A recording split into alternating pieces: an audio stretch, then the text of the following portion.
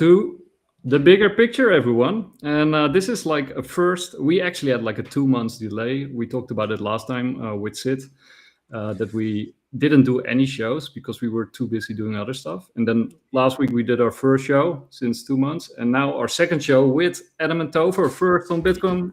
The bigger picture. Welcome to Bitcoin Live. Yeah, Bitcoin Live, the bigger picture. That was a great show last week, guys. I enjoyed it. Good job putting it together, Nick. Thank you. Yeah, it's with my co-host. I can't do it by myself. Of course, yes. But yeah, I mean, it was super interesting, especially the way you showed proof of Epstein and how you tied it into the hybrid thing. And they're probably what was I listening to the other day, and it reminded me of you because I can't remember what it was. But I'm like, oh yeah, because he basically came out of nowhere, right? They couldn't even prove he had a high school degree, and so it got me thinking, like, was this guy seriously like a real hybrid then? Because they do have them walking among us, right? And there's lots of evidence of that. So he might have been just one of those. And that's why he was. It's just weird because they gave him everything, and Lex Wexner gave his entire estate to the guy. Very bizarre, right? He literally just walked in. Yeah. It seems like Epstein got blackmail on him really quickly. Yeah. Yeah, no, of course, Epstein is not the only one, right? There's multiple child trafficking organizations. Oh, yeah, yes. I've got the name of the guy who actually first came out with the Epstein files. I think it was called the Black Book or something. Mm-hmm. And he was like a gutter detective who sort of, came onto Epstein. But basically, when you see his interview with Ironclad, I think it was Ironclad, they go through the fact that most Democrats are connected to Epstein, but there's like where it's more focused on girls. But there's other bigger child trafficking networks out there that are more focused on young boys, and those are closely connected to Republicans. So there's actually multiple child trafficking organizations of various sizes. Right. Yeah. Tucker had a guest on that said that, he said all the Republicans, because they're all gay. Yeah, apparently. But who knows? Maybe Trump isn't.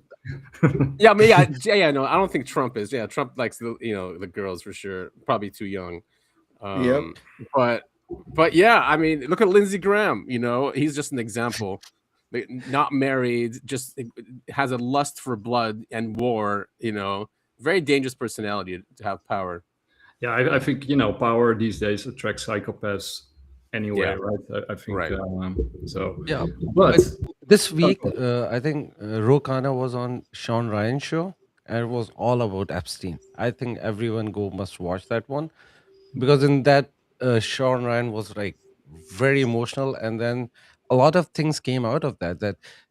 Donald Trump said to Pam Bondi, or FBI director, that I'm not gonna do that because it will hurt my friends. Right. This is like actual words of Donald Trump.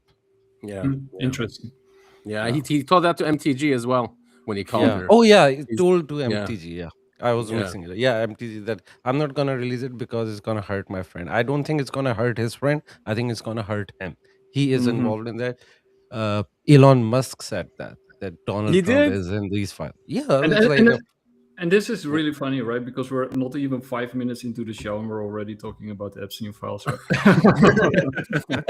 Because it's so intertwined, right, with power and different institutions, and even the UAP issue and breakthrough energy. Yeah, because Epstein was very clearly connected to the anti-gravity and zero-point energy field, right, of research. Right. Mm-hmm. And even the Emirates now, right? There's some. I mean, of course, Saudi. These pictures are from the MBS, but there's someone in the Emirates. I forget his name. Some billionaire. That there's emails from, I think, the early 2000s or 90s. That they're doing business together. So he's been involved in that region, and of course with Israeli prime ministers as well. Like he was involved in getting many powerful figures together to work together. Yeah, and I think that this basically was also his game, right? You want to have leverage over powerful people and then make them do your bidding, right? Either for yourself or for somebody else. But let's not go into that yet. we still have an entire show to fill. I think we should just start with the predictions and get out of the way, and then I think we'll just go into the Psyops. We'll just stick to the order of the title. Okay. All right. Nice. We'll do. Yeah, so should I go so- first? Yeah, Sure. Yeah. Okay, Let's go. start with Adam. All right. Now there's no this is not in order or anything. I did write these down. I think I predict this every year, by the way. So it's nothing. But here, let's go. So I think, and this is going to be related to what comes after, but there's going to be NHI disclosure by the White House this year. I got that Because one too. just by saying it out loud, you just ensured it's not going to happen. but wait, the excuse now, and this is we've been talking about it. We talked about this last week as well with Nick. Is that, and we've seen the actions, is that we are building an empire, right? And I think we need a new narrative, or the people are not going to get along with it. You know, the American people love the Constitution, we love our republic, and if we're becoming an overt empire, we just need a new story. And I think NHI is just perfect for that. You know, so Yes. that's why I think there's going to be NHI disclosure, not because they really care. However, once that is announced, then and Trump is losing. Trump is also losing the base, right? And he knows he can't win the midterms or the presidency. So if they're setting up an empire, do they really want like an AOC or a Newsom?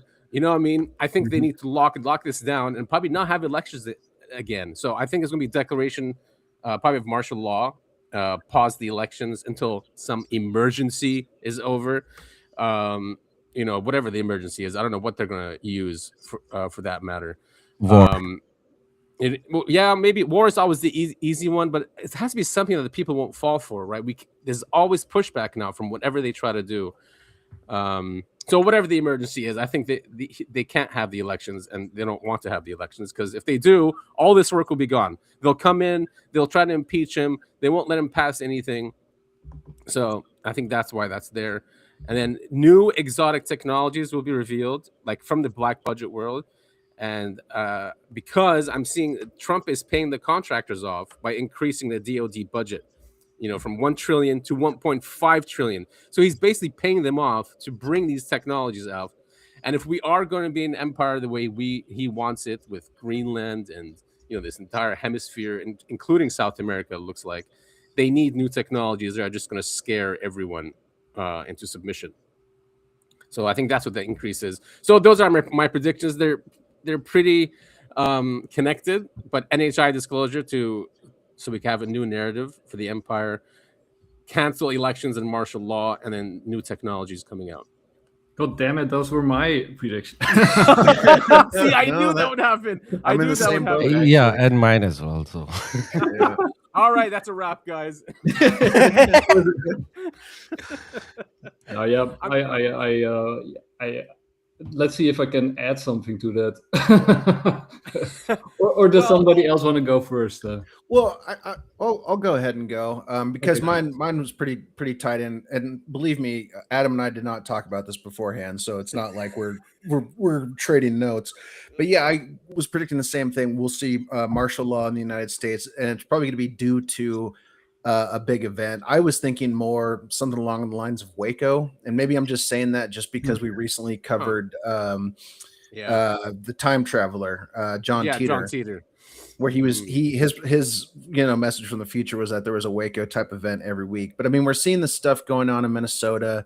We're seeing how much Americans that are at each other's throats and are at authority. And so all it takes, is one big event to happen for Trump to declare martial law, and it's stepping stones, right? So you start with this big event. We're already talking about sending ICE door to door. It leads to a big event. All of a sudden you got martial law, and then you've got, it spreads and gets wider and wider, right? It goes outside of Minnesota. I think there's going to be more intervention in Latin American countries, but overtly, like they did in Venezuela. Yeah.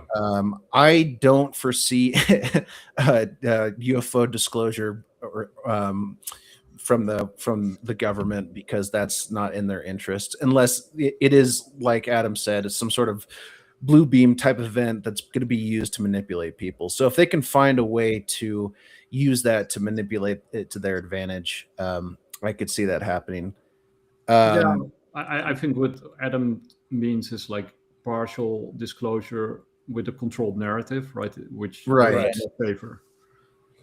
Yeah, Plus, but they would. Plus the release of special weapons and new weapon systems. And my one last prediction that is a little bit off the walls, and I'm not 100% sure, but I think we'll finally start seeing what everyone keeps fearing is AI and robotics in simple workplaces, which will cause another, uproar from the working population that doesn't want to have this take their jobs. Yeah. So another point of contention for the American people. Topher, to support your Waco event every single week, did you see what the Supreme Court just came out? Well, I think it was yesterday or a couple days ago. No, I've been out of the loop for the last couple of days, as you know. So there was a case in Montana where the police went into someone's home and shot him because the girlfriend said that she was worried about him or something like that. So they had no warrant, nothing like that. They went in and they shot the guy, right? So the lawsuit, the guy sued the government for doing that, for unlawful entry and no probable cause, all of that. So the Supreme Court actually said that basically killing the Fourth Amendment, that a police officer can just go into your home and it's not probable cause. I forgot the word they used, but if they fear if they fear for your safety. Can you imagine? So that's any excuse. That is so American. I can't believe it. Help, my boyfriend's in distress. Let's get him, boys. Yeah, and let's go kill him. Let's go shoot him. So that's scary because now there's precedent now for the government to do that. So that supports that prediction that you have, and it's extremely frightening. Well, okay, let most of my predictions have already been taken. But I can be a little bit creative here, but what I can add to, especially what Adam says, and you too, Topher. I mean, I think the Waco events are increasing, so that's definitely also the case. I think obviously Greenland is gonna succumb to American influence this year. Yeah, I think there's in my mind there's no doubt about that. I think Cuba will descend into chaos and perhaps come into American orbit. I think Europe will have. I think Europe will go through a very difficult time, maybe even hyperinflation. Yeah. Iran, I'm not sure. That's the wild card, huh? Iran is a wild card because they keep trying, they keep failing. Yeah, the war is coming. That's one of my predictions, but I will say it when it's my turn. Sorry, go ahead. Yeah, I think there will continue to be proxy wars. Maybe Taiwan will finally happen, right? So I think it is more likely that the war in Ukraine will increase. I hope there will be peace, perhaps, but I think it's more likely that there will be more war, which would be really bad for Europe. And and of course the Middle East. I think, like I said, I think Iran will not quickly fall. Perhaps it won't even, it will likely not even fall. Right? It has never fallen in its entire history. Mm-hmm. It's an extremely stable country, despite all the chaos, and it's extremely difficult to take it. So you can only weaken it, I guess. Right. And I totally agree. I think more South American countries will come into orbit, into U.S. orbit, either voluntarily or like you said, like clandestine secret ops or bribes or deals. I think there won't be an outright invasion of some kind, but I think there will be immense pressure put on Latin America this year, and. Yeah, I think that's. Oh yeah, and of course, I do think something is going to happen in Egypt. I do am of the opinion that And I think that might sort of tie into what you said earlier about Trump and the NHI UFO connection, and how how the deep state might spin this in order to legitimize his reign. Because I do think, like I said in the previous show with you guys, I do think we're moving more towards a different political system, and it will have more characteristics of an empire than a republic. Yeah. Yes. Right. Yep. Yeah. And his son is called Baron, right? For crying out Yeah, loud. exactly. I mean, yeah, I mean those books, right, from the 1800s. Yeah, Baron Trump. Yep. exactly, Baron Trump. Which those are. I mean, when I first saw them, I'm like, that's insane. That someone could be that To be accurate. honest, he does have this regal look about him. He's tall. He has this sort of almost vampiric kind of look. So he would make an excellent emperor.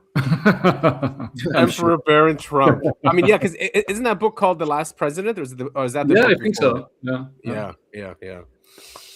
I don't know. I mean, if we want to become an empire, we're gonna have to get rid of the presidency. Well, okay. Because this was not one of my predictions, but because Sid, and I hope I'm not, destroying your prediction, but since you mentioned it before the show with Nostradamus and this potential assassination, which I wouldn't, we talked about it quite a few times since Trump took office. What if somebody actually does assassinate him, and his son takes over under martial law? That they sort of just throw everything out of the window. I have a very different interpretation of that one. Go. I will tell. Yeah, because regarding this point, I don't think in the United States a son just can take over, especially the youngest one. If any son who's gonna take it is going to be Don Jr., not Baron. But in United States, you have a constitution. It's going to be VP, right? And then the Congress, Pelosi, whoever, who is the House representative. So that's how it's gonna work in US. I don't think a son just can take over. Unless they change the continuity of government, which I don't see them doing. I mean, we do have a we do have a COG plan that's been worked on for decades. I mean, aren't we kind of past the point of the White House can or can't do this? Yeah, that's a good point. Exactly. He could if he wants. He could do an executive order saying that he's changing continuity of government from the president to my son. And then I mean, basically what we're seeing right now with the ICE is a coup, right? The coup was already happening, but it's sort of speeding up and it's becoming more apparent. It's a coup from the inside. Yeah, I think Independence Day movie, that's how it happened, right? The daughter of the president took over. No, not in Mars Attack. Oh yeah. The movie Mars Attack. After the president died, his daughter took over the country. That's right. Or she was like one of those main representative of the government. So that's like good possible, right? Okay, Sid, go. Okay, let's start with war. Yeah. So the predictions about war. Ukraine war will intensify. US versus Europe in Greenland. This is happening this year. That's my prediction. And it will destroy NATO. NATO won't be there. This is the last year of NATO. Yeah. Iran war coming. And the reason for that is all the carriers are moving towards Iran. This piece is just fake because Arabs told Trump that he cannot use their land, so he's bringing all the aircraft carrier to start full-scale war. It's not going to be easy, like simple bombing like last time, like 12-day war. It's going to be full-fledged war, and it's going to be devastating for everyone. Yeah. And the assassination, I think, is going to be Khamenei. Khamenei will be assassinated. Damn, in this dude, war. that won't be that's not a joke, huh? Isn't that like taking out? Isn't that like taking out the Pope? Exactly, and this will start the holy war. Even though he's not like Pope, like the only one, but that will trigger everyone because you cannot just go and assassinate that. That will start the end times. If by the way, this is like Nostradamus prediction, big assassination. This is like a Islamic prediction as well. Like one of the very holy figure will be assassinated that will trigger the black flags Oh, so then they in will do it. Khorasan. I Yeah. didn't know that. So because the only pattern I've noticed is that whatever is in prophecy, they do it. Yeah, this is a prophecy that being like, I'm not saying like good guy or bad guy, but like he is a holy figure as well, apart from being a Right. religion, like a country leader. Mhm. So that will trigger. And the thing about Iranian is, no matter how, don't look at the propaganda from diaspora. By the way, I hate every religious figure. What I'm saying, the people of Iran, when their leader, no matter how bad he is, will get assassinated, they will revolt and they will like support their whoever the next leader is. So So that's like a very bad idea. remind us of the black flags again. What's that? So this is like the biggest prophecy that the black flags will rise from Khorasan, which is part of Iran Mhm. and part of Afghanistan in the end time. And And they will yeah, what? they've so the prediction is like after a big catastrophe the people will rise from there and they will march toward Jerusalem. They will conquer and they will never stop until that happens. Oh, by the way, this prediction came before Jerusalem was a thing. It was because Jerusalem was conquered by Umar, and this Umar was like the second caliph, Mhm. and the prediction was before Muslims even thought about Jerusalem. Right. So it was like very weird to predict about this time when the fight is about Jerusalem. So And then they said the capital. They said the capital of that city, which is Jerusalem, or like it's not Jerusalem because they said the word was like more related to what is modern day Tel Aviv. Interesting. So that's like a nuclear war, basically. So this will start that. Yeah, because I mean, if they are going to go marching to Jerusalem, the Israelis are just going to nuke everything. I mean, it's in their policy, right? Samson option. Yeah. Yeah. Yeah.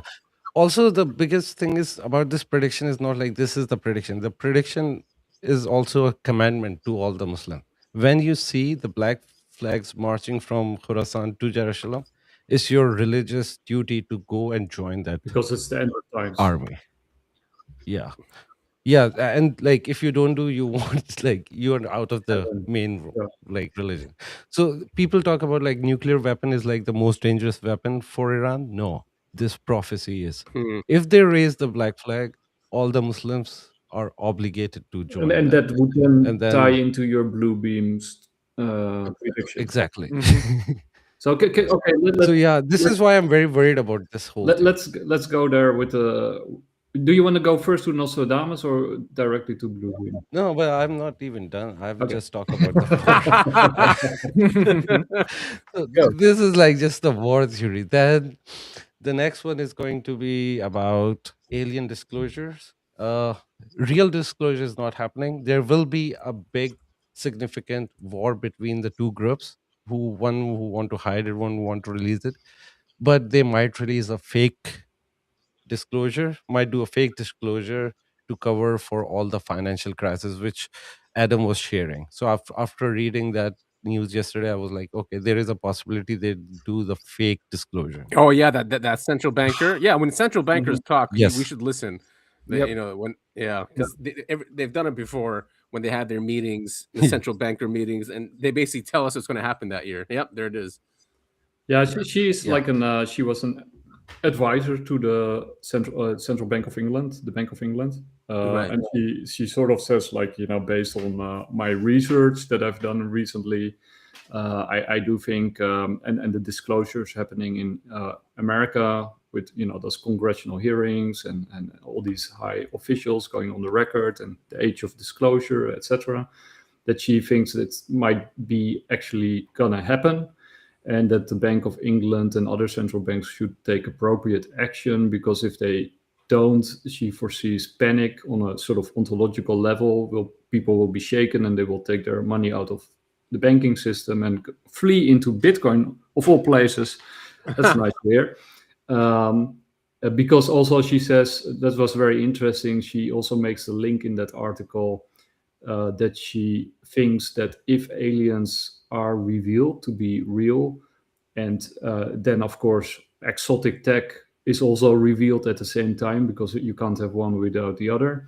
Correct. Then it's the end of the era of gold and silver, because they will be immediately redundant and obsolete as monetary metals. So she's Yeah. predicting that people will go into crypto. Yep. Wow. Wow. All right. Maybe that's what they want Yeah, anyway. Uh-huh. yeah. Which ties into my next prediction, which is collapse of dollar. Very much expecting that this year. Crash of the dollar. Yeah. I did write down. Well, not just dollar, like the financial system. Yeah. I mean, they've been trying to It won't be reset. like revolutionary change, but there will be a big collapse. I think Trump knows it, and he's trying to stop it with what he's doing. But I don't know. I don't know if he's making I things think worse. he's trying to cause Yeah, it. he's maybe making things worse. True. Yeah, I think in his mind, I think he wants his coin, that world liberty coin, to replace world currency, that is dollar. I think this is his plan, but that's just my assumption. Well, I think, sort of the Trump administration has a benefit by a weaker dollar, right? I mean, they're doing everything they can to make the dollar weaker because the entire globe needs a weaker dollar. Exactly. But on the other hand, they are heavily invested in Bitcoin and crypto. So even if the dollar goes down and something like Bitcoin goes up at the same time, it's a win-win situation. Mm-hmm. For them, that's why I think they are trying to cause it. Another prediction: we will see a lot of sky events. So a lot of the new things will appear in the Amen. sky. All right. Looking forward to that. Me too. Yeah. But how can we tell if it's a human or NHI? Well, we cannot. That's the blue beam, right?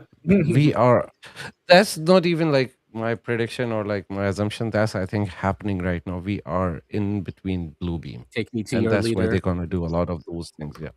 I'm sure Topher. And like now we can see a lot of different videos coming out, like the lights are flying. I've seen so many videos like that on the sky, on the clouds. It's like something is flashing, like a lot of flashlights just moving in the sky.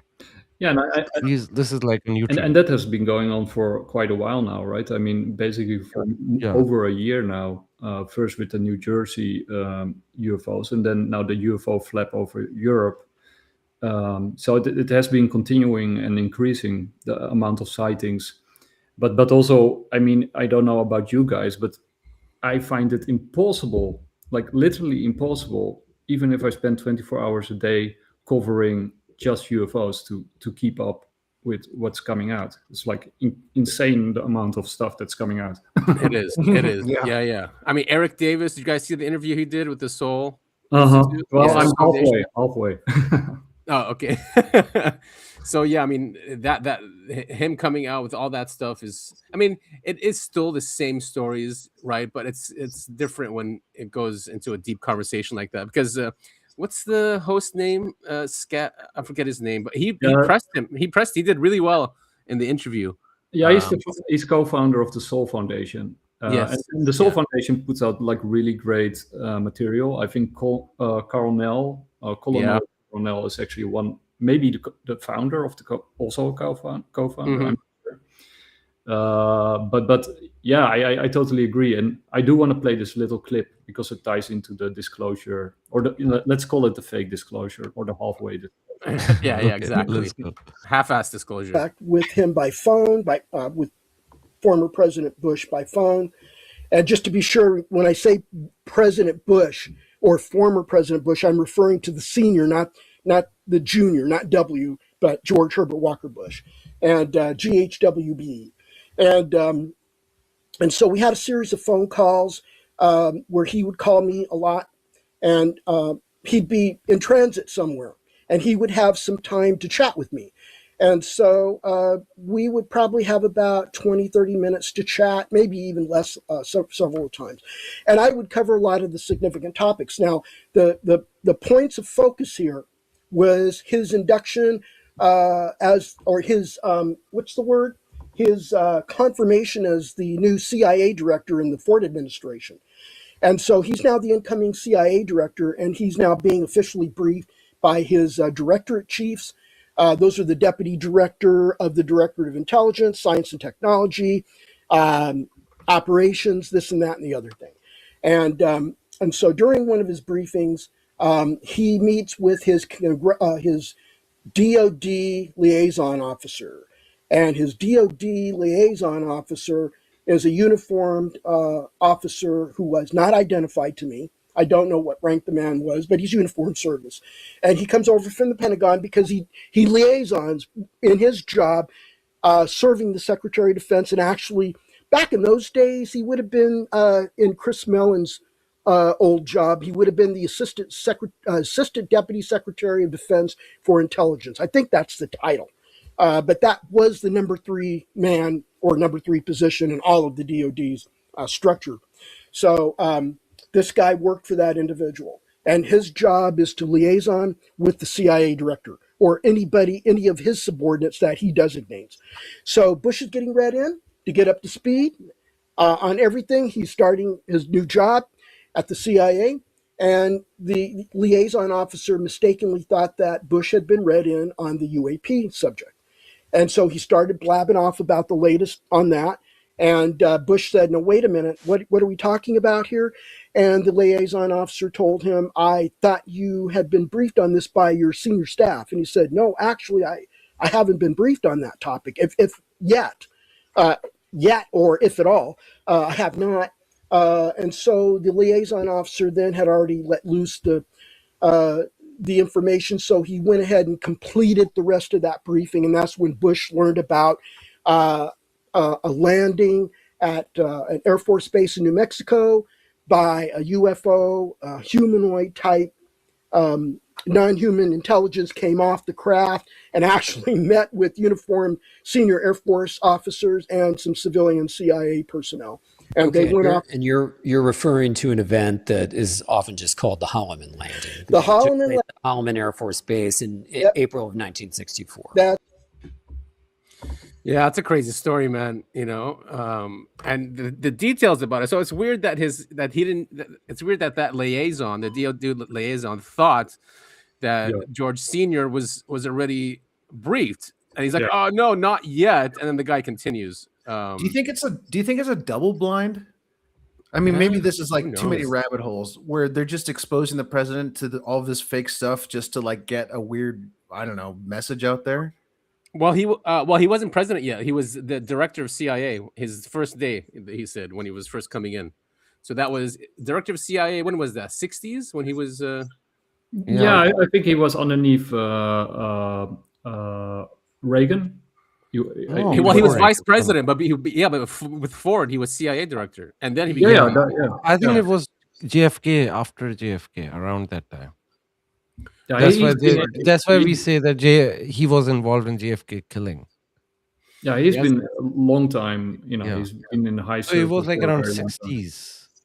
Yeah, and there's that book. What's it? Oh man, something from Disclosure. Anyway, yeah, he's in that book as well because they list people who are in the know, and that book came out in the 90s. So he's always been part of that. But I think this is a very strange story, right? A very I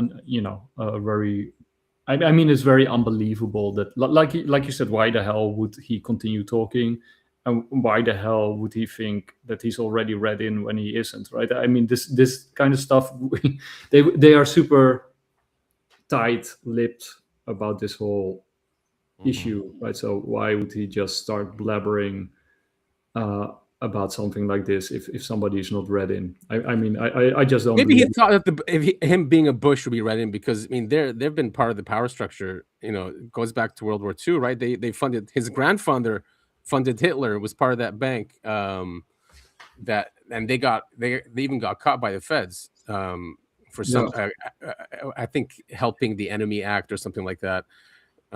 So maybe that's why he thought, because they're up there in not just the secret societies, but in banking as well. So they've always been part of that deep state structure, the Bushes. So maybe he just assumed that he would know. But I don't think Eric Davis is like a bad guy. I think the interview is very interesting, and he reveals a lot of details because Eric Davis has been in the know for a very long time, and involved in almost every super secret effort, from ATIP to ALSEP to probably many other projects out there. Yeah, the task force, NIDS as well. NIDS, yeah, definitely. NASA. National Institute for Science and Discovery, the Aerial Advanced Weapons System Application Program, and TRW as well. EG&G. I mean, yeah. So he's been around for a long time. Yeah. But this one is, I think, also very interesting when we're talking about fake disclosure, because I think we're all on the same page there. This one from David Grush. General Clapper, the former DNI in the documentary. I certainly applaud him for at least speaking out in general. He goes on, I believe, I've only seen clips of Age of Disclosure, not the whole thing, where there was a program when he was the Director of National Intelligence where they were tracking these vehicles over Area 51, of course, the famed classified test location. And I'm a little bit disappointed as a fellow Air Force officer, and certainly General Clapper rose to the ranks as 3-star general. That's all he said in the documentary, that was a program he was aware of. In fact, without being inappropriate, I will say that General Clapper was well aware of the crash retrieval issue, managed the crash retrieval issue, and when he was the DNI, USDI, and DIA director, he placed people in critical roles to manage this issue, both publicly and I'll just say non-publicly as well. And I'll allow the audience distill what I'm saying at the risk of being inappropriate or going too far with my discussion. So General Clapper, Stephanie O'Sullivan, other folks in the IC that are well aware of this issue, that were in rooms discussing this issue, I ask you to be greater leaders on this. I should not be the only former military officer and intelligence official that is being completely candid with the information that they were exposed to. So perhaps once again, James Clapper. Damn, Grush. It's funny. He's like, he doesn't want to be inappropriate, but he's still, saying Clapper knows way more than what he's saying. Yeah, so my take is that they are using honest people, basically, who are trying to do their job as best as they can without, compromising national security and, staying true to their oath to the country and the people. Whatever that means to them, right? I mean, I think also when you read the book of Louis Elizondo, my feeling for the guy as a person is not that he's a bad guy. He's just trying to the best of his abilities without breaking his oath and his secrecy, non-disclosure agreements, and betraying people like probably Christopher Mellon and others. These are just grunts, right? They're grunts, and they're being put forward, and they're being, they're pushing this disclosure or half-assed disclosure, and then at some point they will be sacrificed. I think they'll be left out to hang. I have the total opposite reading of Louis Elizondo. I think he's nefarious. He's doing deliberately, and he's causing all this drama in the UFO community to discourage it. I think he's doing it on purpose, and he's more than a pawn. I think he's like a knight on the chess. Yeah, no, I mean, I'm not saying that he's not nefarious. I'm just saying that he thinks he's doing what is best for the country and for the people in the country. Yeah, Nazi thought they were doing the right thing. That doesn't justify anything. True. I mean, come on. The guy was torturing people in Guantanamo. So he does think he's doing the right thing. You're right, and but it's just flawed. His right thing, the right thing to do is just flawed when it comes through his perspective and his his upbringing is very interesting because his father was like a Cuban resistance fighter. He fought with Fidel Castro before, and then he got tortured by Fidel Castro, and then he started sort of the opposition, and then he sort of raised his son, in weapons and all that kind of stuff. And he's sort of from a broken family. Yeah. And it's also very interesting because they do sort of, you again, also with Grush and also with Jake Barber, you see this sort of recruitment effort by the US Army for these kind of people. It's very interesting to see that play out over and over and over again in all these stories. Yeah, they seek out these individuals. Right, and he rose in the ranks. If you're going to rise in the ranks in the government, especially the military, you listen to orders, right? You do what they tell you. You don't really question, even though he did, which is probably fake anyway. But when he retired or left the government to pursue this, it could have been just part of the whole op of counter intel. because they saw the narrative going out. They're like, well, we need to capture this narrative and bring it back over to the military. And then but he's done great work. He's done great work. The Age of Disclosure is a great movie. He had a lot to do with that. He's the one that was on Fox News and getting on all of the national interviews. So he did a lot to bring the conversation where it is now. So and then also, but he also spread like also very fake photos of UFOs. But I mean that's probably his assignment, right? His assignment is to control the narrative, and then each time if the narrative gets out of control, he's there to step in and fix it, right? So by dropping fake photos. Just to go back to Eric Davis quickly, UAP Gerb had a conversation with Eric Davis, right? And he asked Eric about human, like a reverse engineered craft, like the Fluxliner or those. And Eric Davis said, no, we don't have any of that. The programs have not moved at all. And UAP Gerb was just shocked that he would just lie straight to his face like that. Maybe Eric doesn't know how. No, I don't think that, because actually with the interview with Scafish, he said that he will not disclose any of the technology or how it works. So he is kind of saying we have done some progress. So that's just strange there, right? That he won't admit that we have our own crafts. Yeah, but I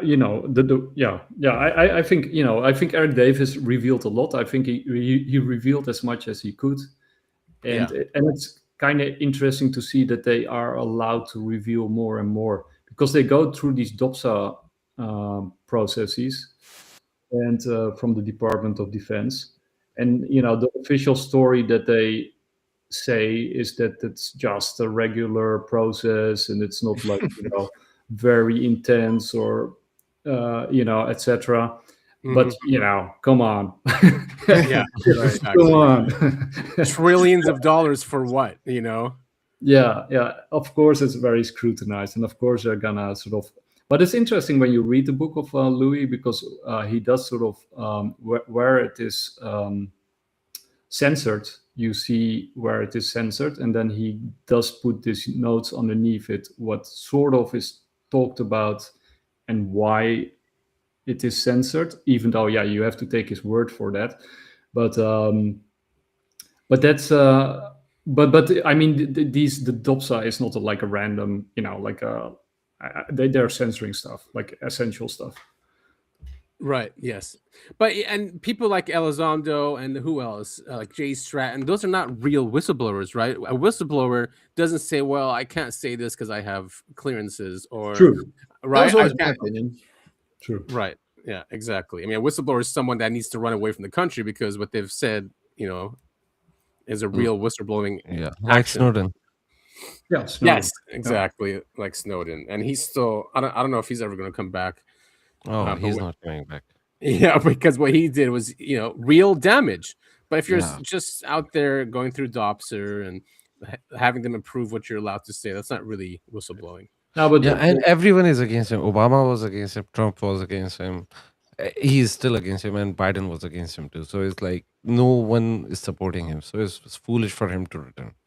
Yeah. But then, we have someone like Jonathan Pollard who probably did more damage, and he gets a pardon. Also, like Trump's spiritual leader for raping. Oh, a kid, yeah. got pardon. Got my punishment only for God. 6 months in jail. This is terrible. Like, come on, man. Trump he doesn't even care at this point anymore. Like what he's doing. Doesn't. Like 6 months for that. Like, wow.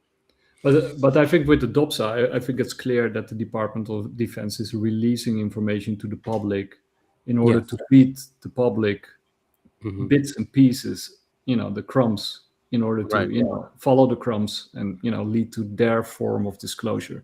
So we will get a form of disclosure, right? I totally agree, and I think it will happen this year because things are ramping up. Yeah, and with Bledsoe, right? I mean, he is clearly involved with high-level officials from the government and the army and the Navy and the Air Force. So, whatever is coming out of Bledsoe is officially approved, right? I think So if he is making a prediction that this something is going to happen in 2026, I think he has a green light, or he has had a green light from the very start to bring that, to the fore, right? Yeah, I mean, they're definitely they're going to give us a story. It's just, how elaborate is it going to be? How fantastic is it going to be? If Eric is, out there saying this, and it's making the rounds about what happened in Holloman Air Force Base in the 60s. So if aliens did meet with the US government back then, what was the agreement? What's been going on since then?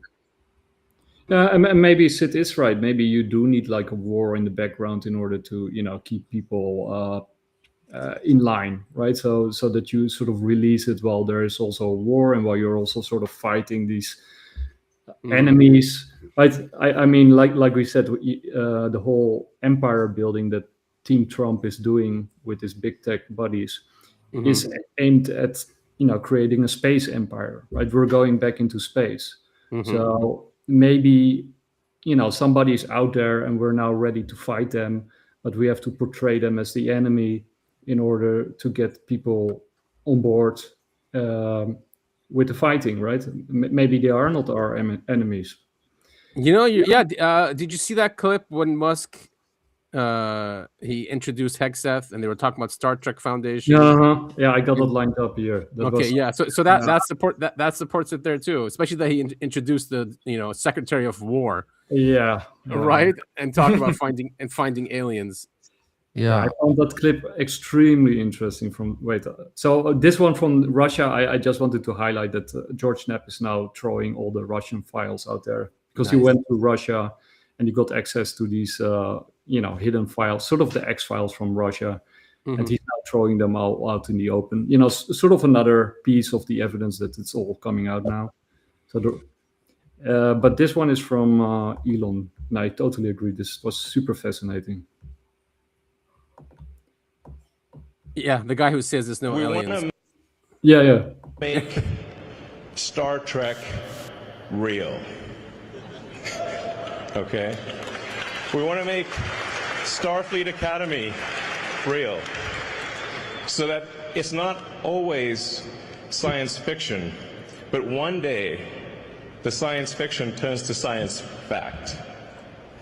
And we have spaceships going through space, big spaceships, with people going to other planets, going to the moon, and ultimately going beyond our star system to other star systems, where we may meet aliens or discover long-dead alien civilizations. I don't know, but we want to go, and we want to see what's happening, and we want to have epic, futuristic spaceships. With lots of people in them, traveling to places we've never been to before. He looks like an alien, to be honest. He does. I'm not sure. Does he say anything else? And that's what I think the public thinks of when they think of Space Force. So, on that note, I'd like to introduce the Secretary of War, Pete Hegseth. on that note of aliens. What a transition. Thank you.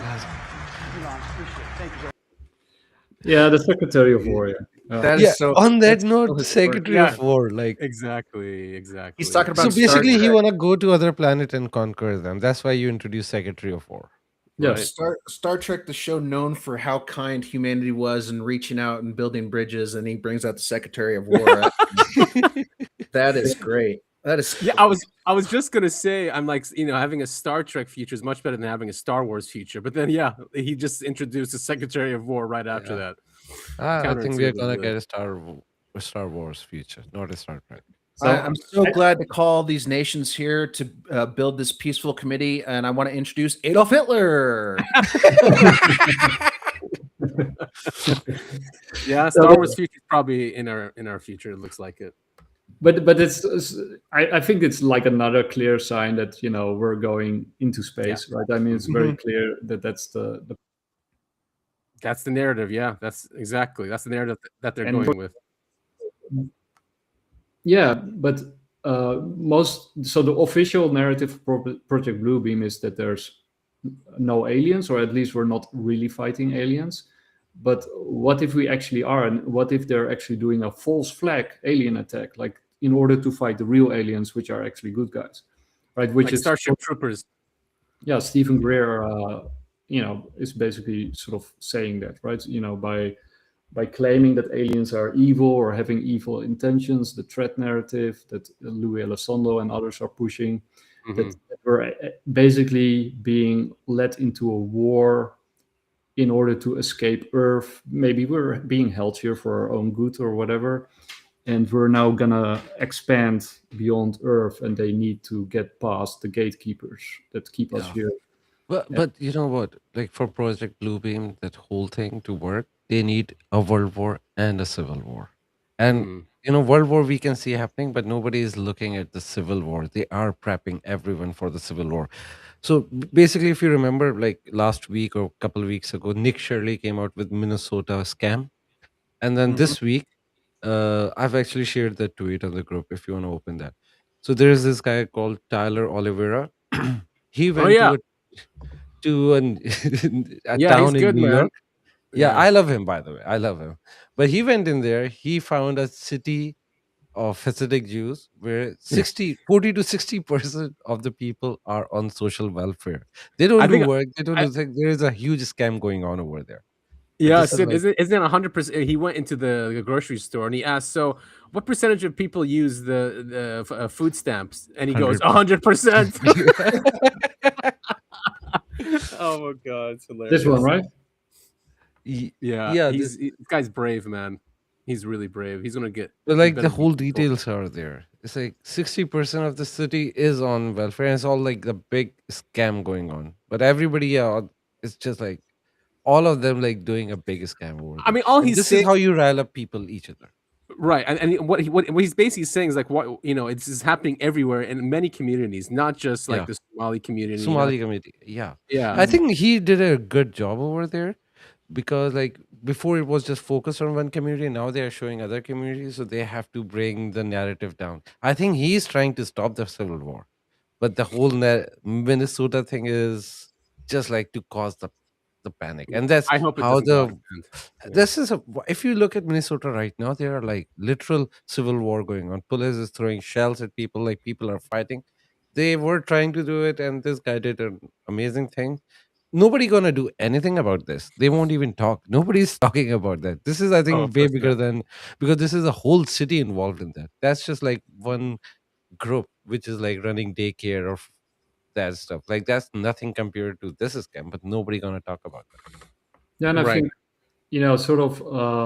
By the way, this map I got via you, Adam. I think. I think Richard Geldrick, right? He shared this. Yeah, these are sightings in the 50s, I believe. He actually managed to get hold of the real newspaper back in the 50s, and all the black spots that you see on the map are UFO sightings. And this article sort of goes into like, if they are real or not. But clearly, a tremendous amount of them are. And you've got also the Foo Fighters and the Ghost Rockets and all that kind of stuff from the 40s and 50s. So clearly there is something out there beyond humanity that is.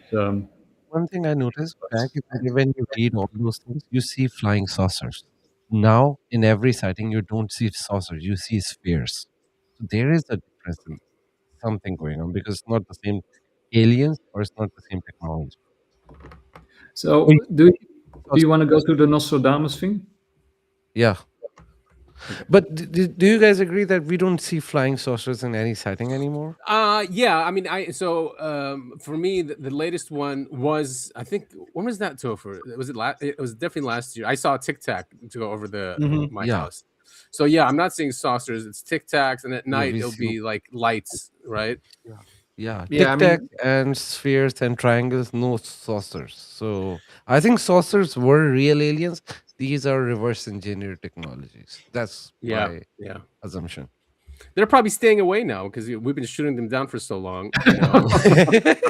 They're like, stay away from Earth. Well, the Virginia one, or what's the name of Virginia? The one in Venezuela. Or that's Colombia?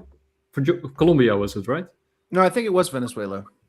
Yeah. Okay. Yeah. Sorry, I forgot the location. But the one where the little people, ran around and they captured. You know, the one that we talked about last time. Virginia.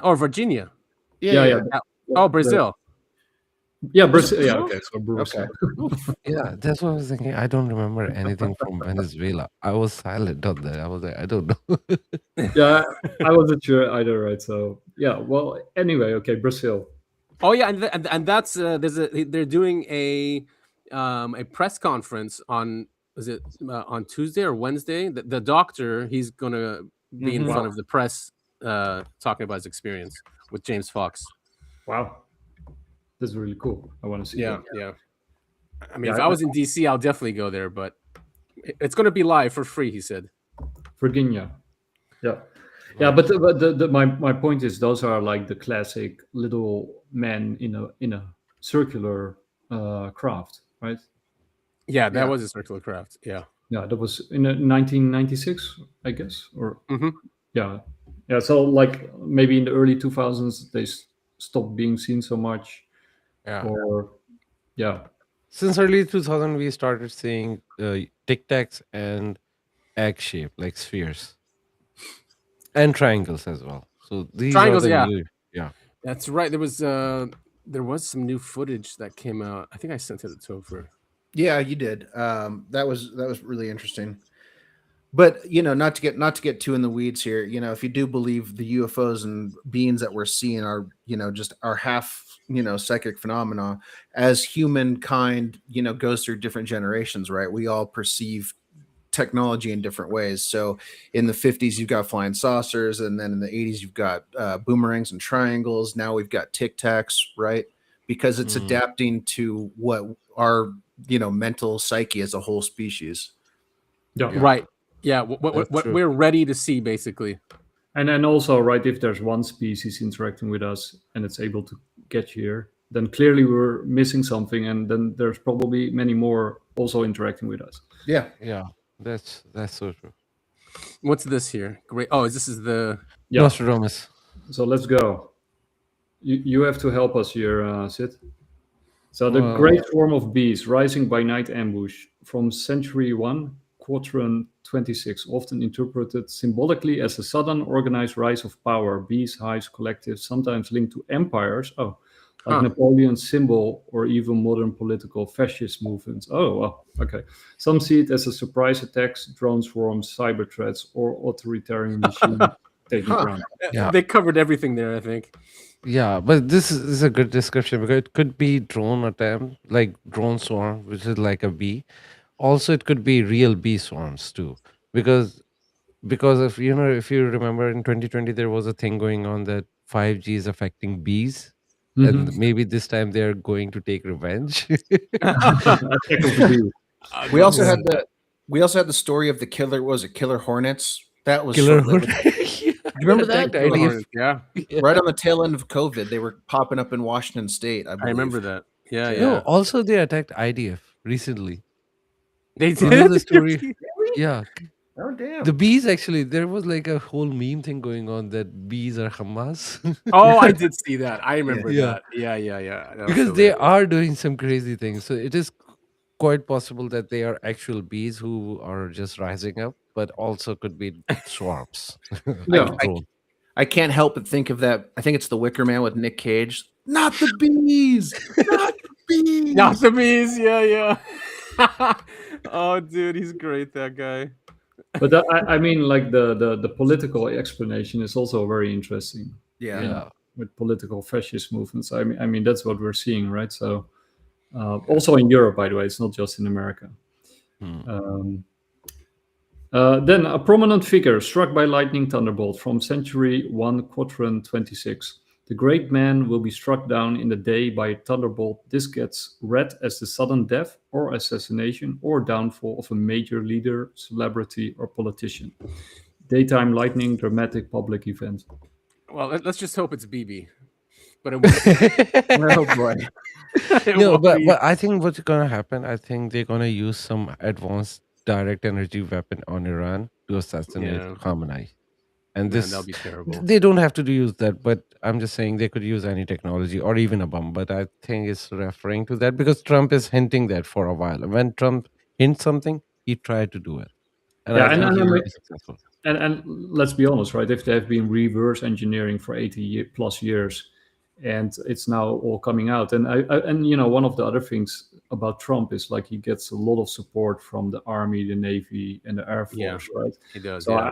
I think it's not only big tech that wants its hands on these technologies that were given to other big tech companies and got an unfair advantage. I think it's also the Army, the Navy, and the Air Force, and especially the Navy, I think, that want to use these technologies. I think they have been restrained, or that they have felt to be restrained, and that maybe, you know, these technologies have been used by the higher ups for their own private, you know, stuff.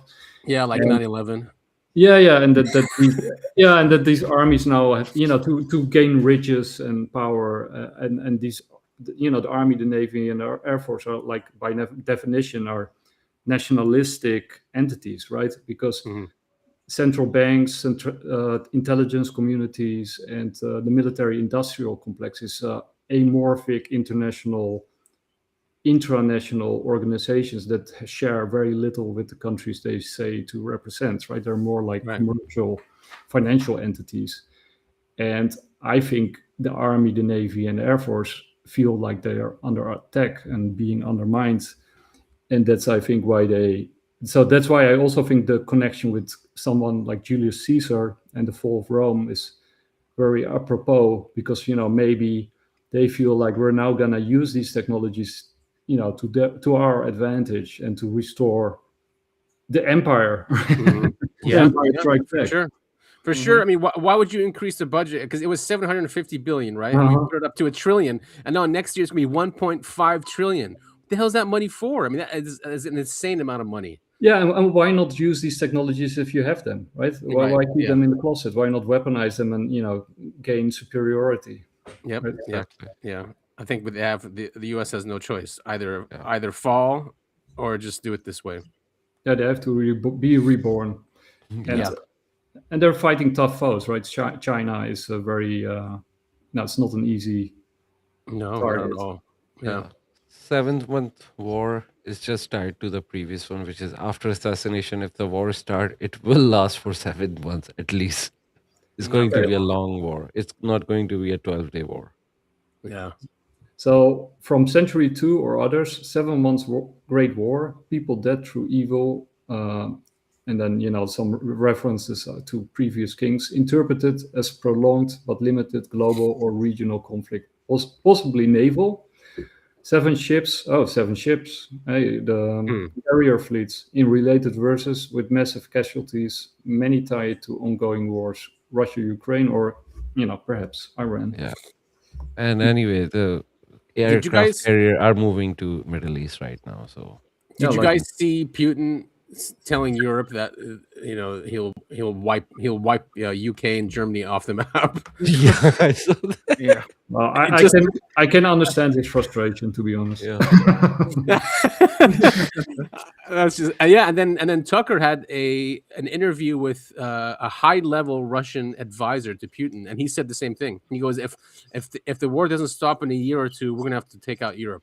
He literally just said, you know, just plainly said that, and Tucker was what, you know, repeat that. What, you guys will nuke? He goes, yeah, we'll nuke UK and Germany.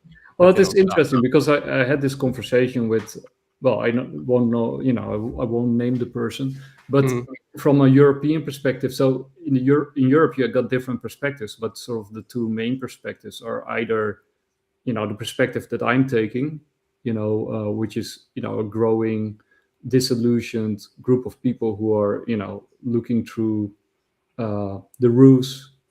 But then you have sort of the higher up, well-to-do, high-educated people of Europe who are still very much under the spell of the last 50 years, and they are actually not afraid so much. Well, they're very afraid of everything, right? But they now are also very afraid that Trump might actually be Hitler, and that Trump is doing what Hitler did with Poland and Austria, taking little bites out of Venezuela and Greenland, but that Trump's real aim is actually to conquer Europe, and that Europe in response will take hostage the American soldiers in the bases here.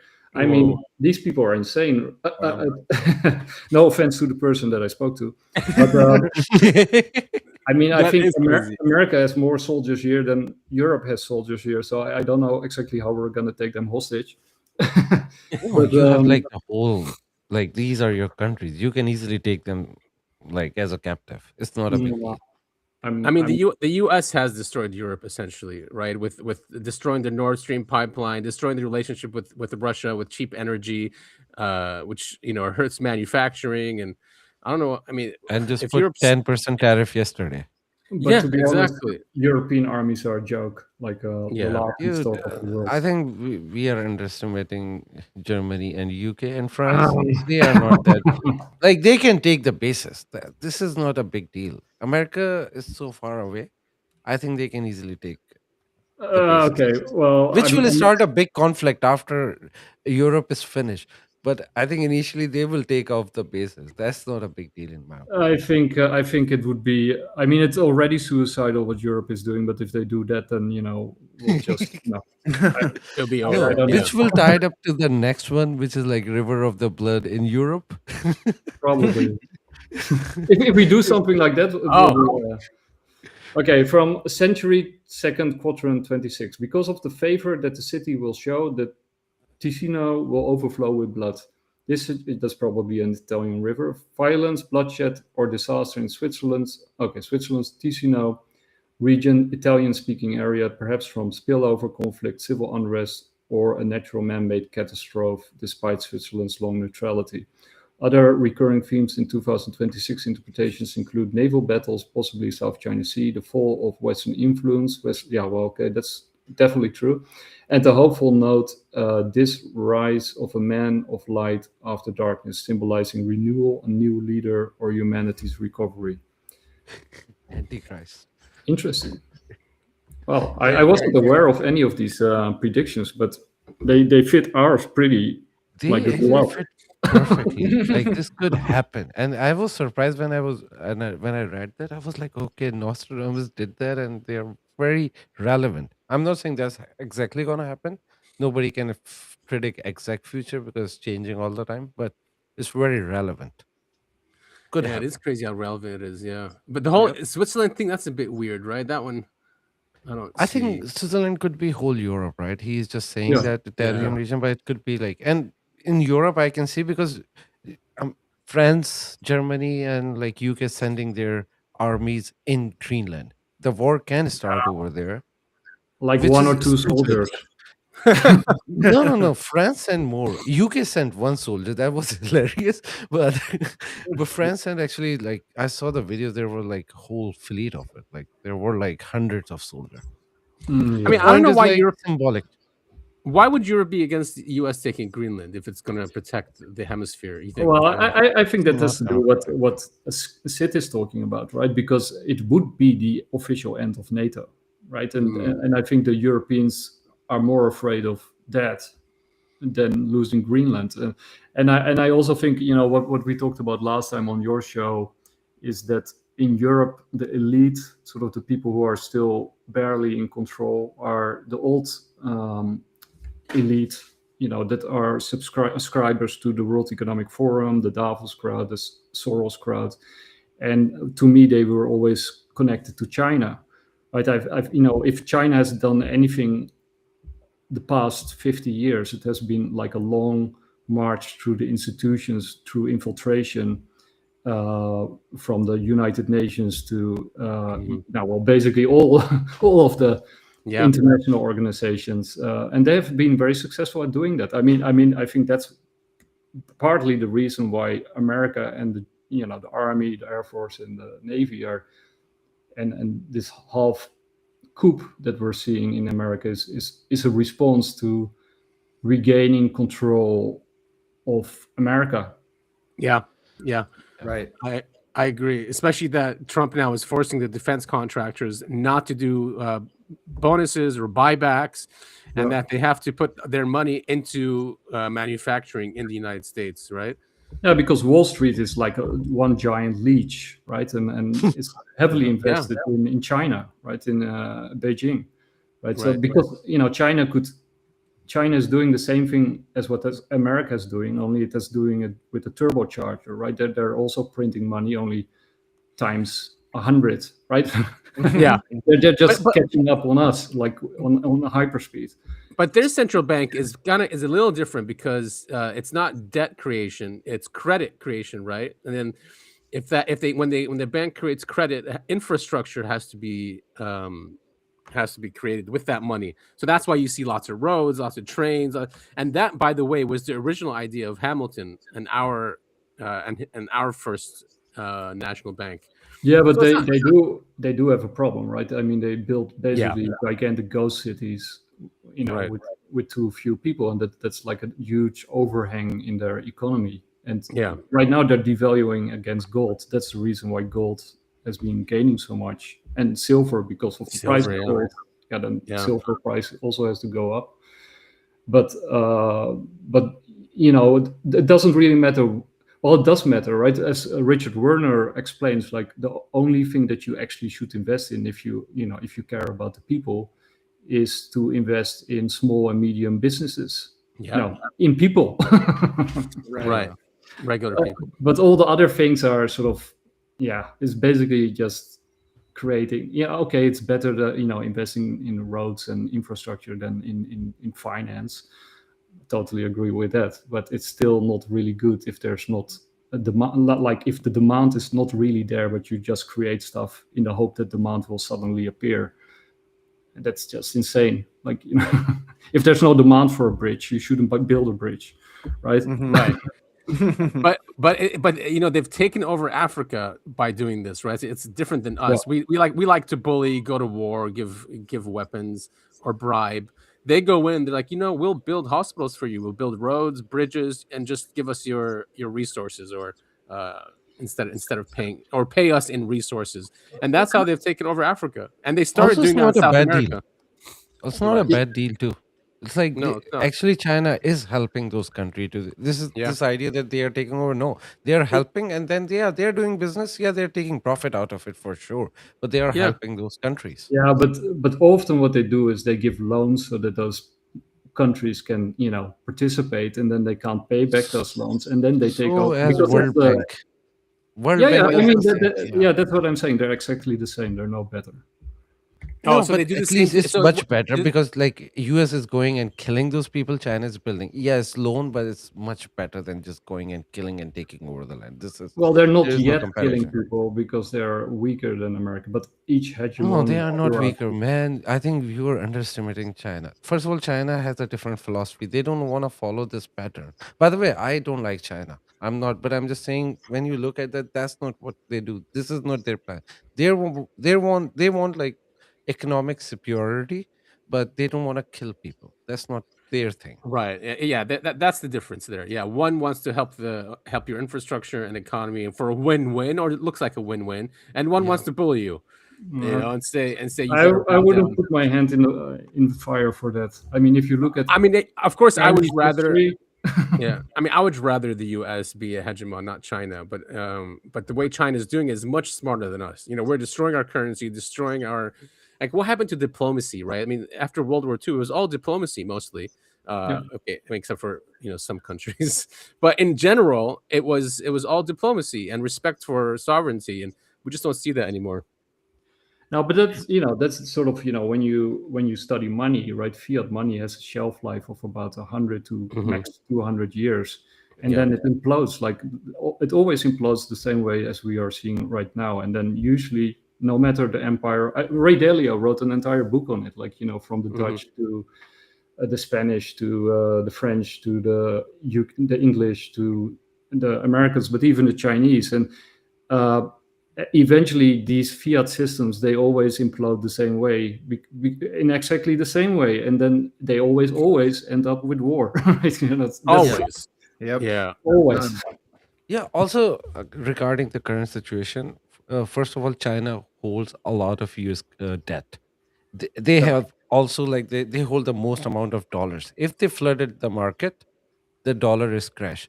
Why I'm saying that, this is exactly what happened to Iran currency. There Mhm. this $1 is 1.4 million tuman or something. How Yeah. it What? happened? Yeah, because I was reading about that. A lot of foreigners were buying Iranian currency for years, slowly. And Yeah. then, when I say foreigner, one country in Middle East. That was like Right. the main, yeah. Yeah. So those people were buying, and then they suddenly dumped everything. That caused that economic collapse. Right. And And I that's think that was a what the test riots run. were about. That's what the rioters Yeah, were about, right? Yeah. yeah. And that was the test run. I think this is gonna happen to the dollar, and China gonna do it. They just tested it out if it worked. They tested it out in Iran. I think that's gonna happen to dollar. And they all Yeah, are connected. I do think that we're reaching the peak of hyperinflation in Iran, and one toman is 10 rial or Iranian No, no, no. rial. $1 is 1.4 million. Yeah, Tuman. no. I mean one toman is 10 Iranian rial because they counting toman like you say, but I agree, like it's 1.45 Tuman. million. Yeah, 1.45 million. Yeah, I think they have two currency thing going on, Real and Yeah. Tuman. I was looking at the chart at Tuman, which is like 1.4. I was like, oh, it's Dude, insane. that's crazy. So it was 45,000, right? Yeah.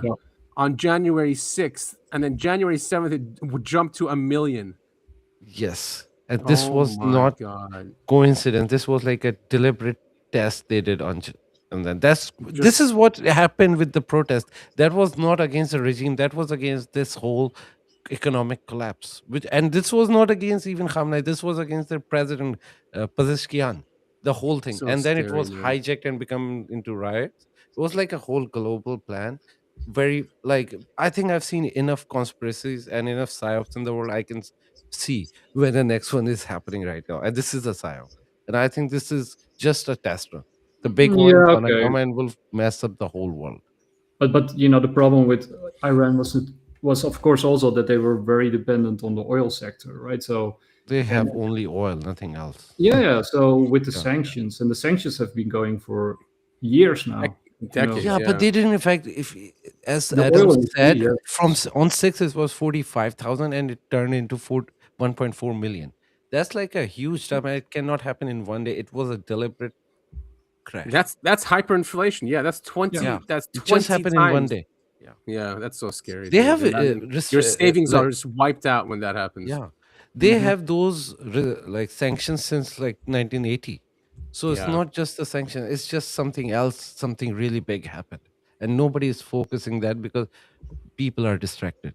There's like a big blue beam conspiracy going on. Well, And I think they didn't even leave them a chance. They have to go to war to survive. I think the war is gonna come. But with the Toman, you clearly saw a run up like over the years, right? I mean, the point with the hyperinflation is like that it's a hockey stick. Like the last part Yeah. will always go the fastest. But you have seen this run up going on for years, right? That the inflation was, the same thing in Turkey, right? So at the end, the more sort of uncertainty you have in a situation, and of course there was a huge uncertainty with right now with the US gonna strike or not gonna strike. So people holding Toman are gonna sell, right? And the more you sell into the market, it floods the market with currency that leads to inflation. But I think we're sort of reaching the peak. I think we're reaching the inflection point. No, but the thing about finances, you can easily track. It's not the Iranians who dump. It's like a specific group who. It's like, I'm not gonna go into details. People can go and search. It's like a specific group which dumped it. Yeah, they found out CIA and Mossad that were buying it up and dumped it. It's like, it's open. It's not even hidden. Like, we know that who did that. CIA and Mossad was involved. They did it deliberately. See what I mean? And by nobody how talks they- about that. That pisses me off. Like, this is happening in front of our eyes. Not a single news outlet is taking this story. Even But AI saying. But to be honest, right? If I was a large shareholder in Iran right now, or a business or company, I would dump my Toman on the market too. After that, right? But the people who dumped that caused the crash, That's what we are talking about. Even People AI is saying, look, based on reports from early 2026, the CIA and Mossad are heavily implicated by Iranian officials and analysts in accelerating the collapse of the Iranian rial as part of a broader destabilizing hybrid warfare strategy. Yeah, well, I mean, the sanctions are a clear part of it, right? And the oil industry was failing. But yeah, I mean, of course, if you're attacking, you would also do financial weapons. Yeah, who wouldn't? Crazy, man, crazy. Yeah. That's what And I mean, life miserable there.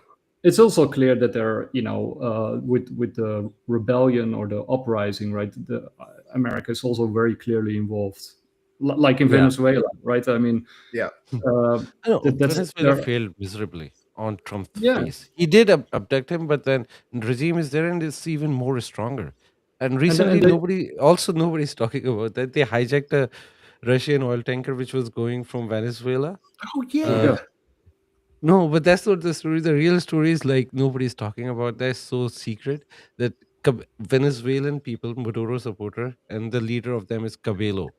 He actually put a leak in that trailer as it's now leaking at near Aruba. And the whole tanker is leaking. There is like economic, not just economic, environmental disaster happening near Aruba. Everybody is losing their mind. This is like a very secret news. I just have like people everywhere, so we get news from different stories. Right now, near Aruba, there are like satellite pictures out that is leaking badly, and they are trying to fix it. Blackwater, Eric Prince went there to fix that because they were also afraid that they get like attacked by Venezuelans. So Eric Prince is providing, like Blackwater is providing security for the scientists for the engineers to go and fix that leak. There's like a lot of things happening in the background. Nobody's talking about it. Was that a Russian tanker, you said? Russian tanker, yeah. Yeah, and of course they did the same thing in Ukraine, right? I mean, with the uprisings in Ukraine were also fabricated. I mean, for the most part. I mean, of course, there were also real Ukrainians who were uprising. I'm not saying that all of it was fake, but it was fomented by CIA and others, right? MI6 and MI5. So, guys, we are running out of time. But as usual, hey, I did want to sort of touch upon, because I called it Psyops, and we already touched upon a lot of Psyops, and there's many more, and there will only like a hockey stick, they'll probably only increase. But I wanted to ask you guys, like, and especially you guys from the UAP the podcast, like, what Psyop out there do you totally do you believe is there to destabilize a society? Restabilize society. A psyop that would restabilize society. Destabilize. I mean, the ones that are going on now, I'd say. Yeah, I mean, I think the biggest one specifically in America and probably elsewhere in the world is just the media, the politicians. They always find ways to get you to distrust your neighbors. Mm-hmm. You know, I've said it on our show a bunch. You know, you could walk outside and talk to 100 people in your general vicinity, and I mean, typically they'll all have the same views as you. You know, they want to have a job, they want to have a family, a place to live, and they want food on their table. But the media makes it seems like everyone's against you. You're on the right side of history, and everyone else is evil or a Nazi or a racist, you know, or some liberal commie. You know, I think that's the biggest psyop in the United States is to get people to hate each other. Yeah, and it still works. It's crazy that it still works, even though we have all these quote unquote independent media outlets. And everyone's talking about that. It's not left versus right. It's not blue versus red. You know, our problems are the same. So, unfortunately, this psyop always works. But it's not working on Gen Z, which is a good sign. That is a good sign. Yeah, because they are very aware of the situation. They realize what's psyop, what's not. And you can see that I'm not saying all of them, but I'm saying majority of them, they are not buying the psyops. And they now also have the tools to organize, right? Because, you know, with BitChat, I'm not sure if you guys have been following that. You know, I just downloaded it this morning. Yeah, I also got it. But So I don't understand how it works though, because I mean I know it's through Bluetooth, but it doesn't ask you for a username or contacts or anything like that. Yeah. So kind of hops from phone to phone, right? So because they need Bluetooth to read out your metadata, and so the powers that be and your government and organizations, they need Bluetooth. That's why your phone goes on in the middle of the night to read out of your data. But you can actually use their strength. Their strength is also their weakness, right? You can use it against them. And basically, these uprisings in Madagascar, Nepal, Iran, basically all over the world, they have been made possible for a large part by this new BitChat, which sort of is a decentralized form of communication, which is created by Jack Dorsey, and it's super cool. Right? Pretty genius, if you ask me. Very genius. Yeah.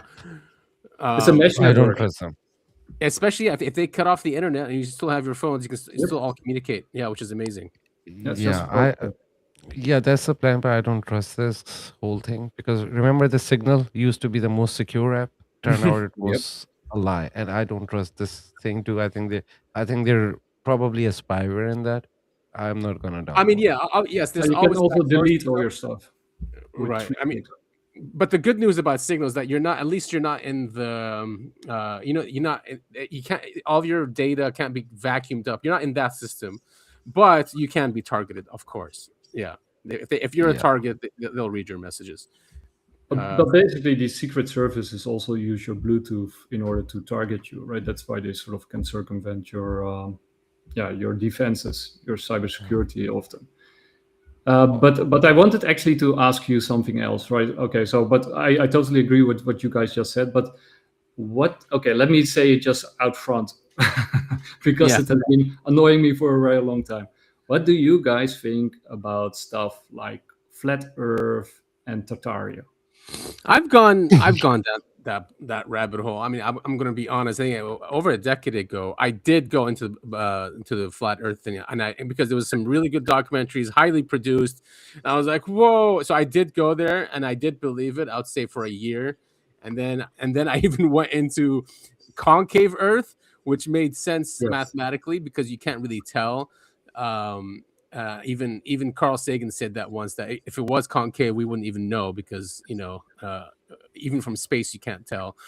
So I got into that for a bit, but then I realized that it was just muddying the waters because flat Earth came out when 9/11 truth was becoming big.